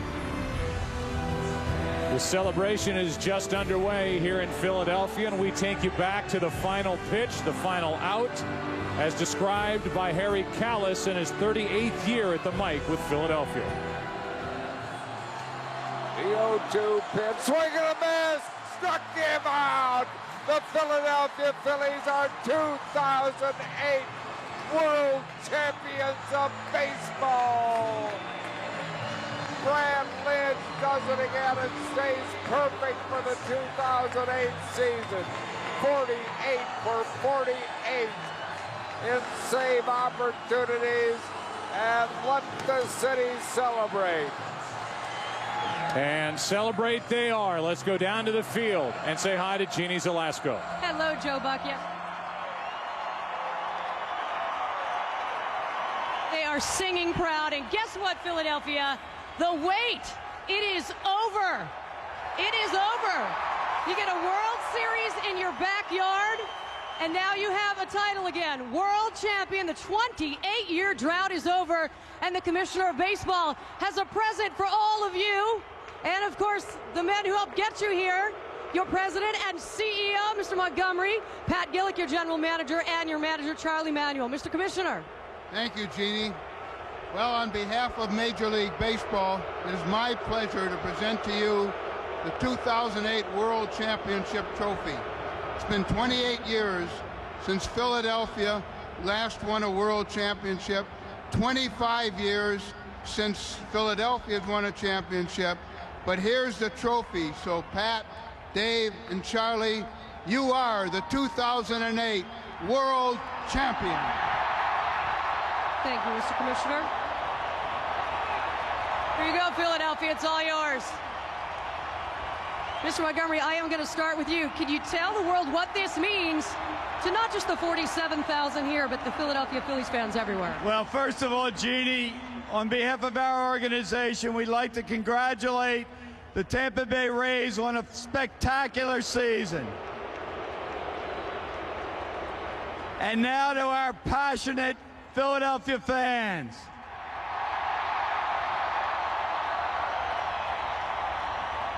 We're so proud that we are the Philadelphia Phillies, and our first name is Philadelphia.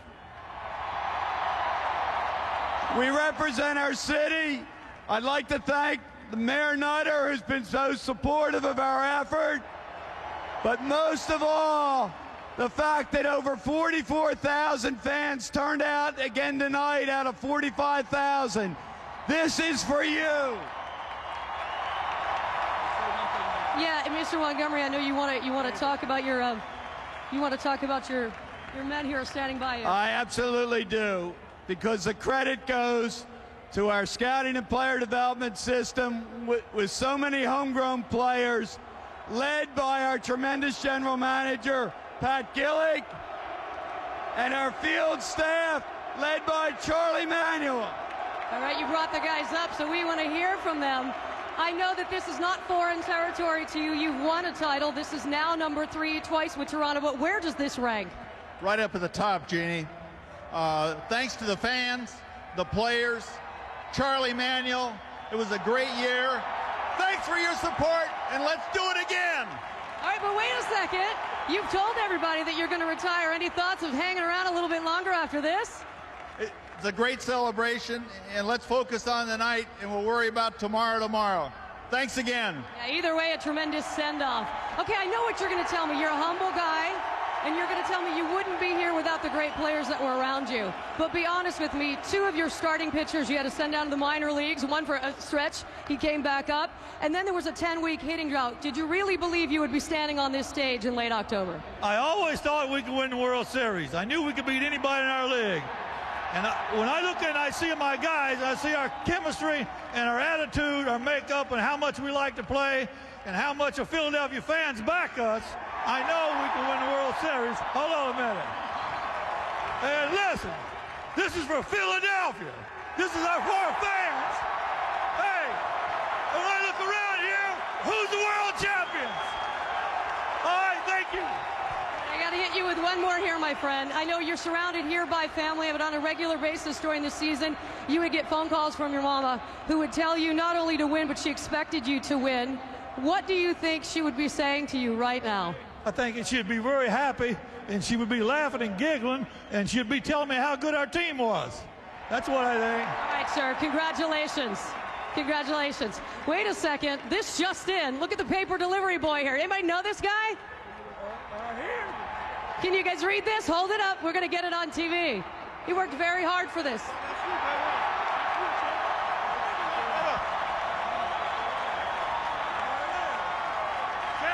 Everybody give it up for Charlie Manuel. And I think they're giving it up for Charlie Manuel. We have more stuff to give away as well. Going right now to Chris Myers. All right, thanks, Jeannie. Right now it is sunny in Philadelphia.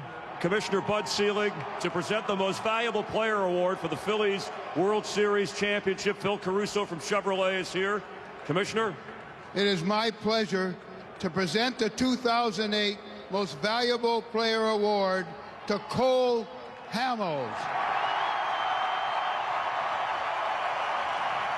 Cole was 1-0 with a 2.77 earned run average and pitched brilliantly. So Cole, congratulations, Most Valuable Player of the 2008 World Series. Go ahead, Cole. You got something for the fans here?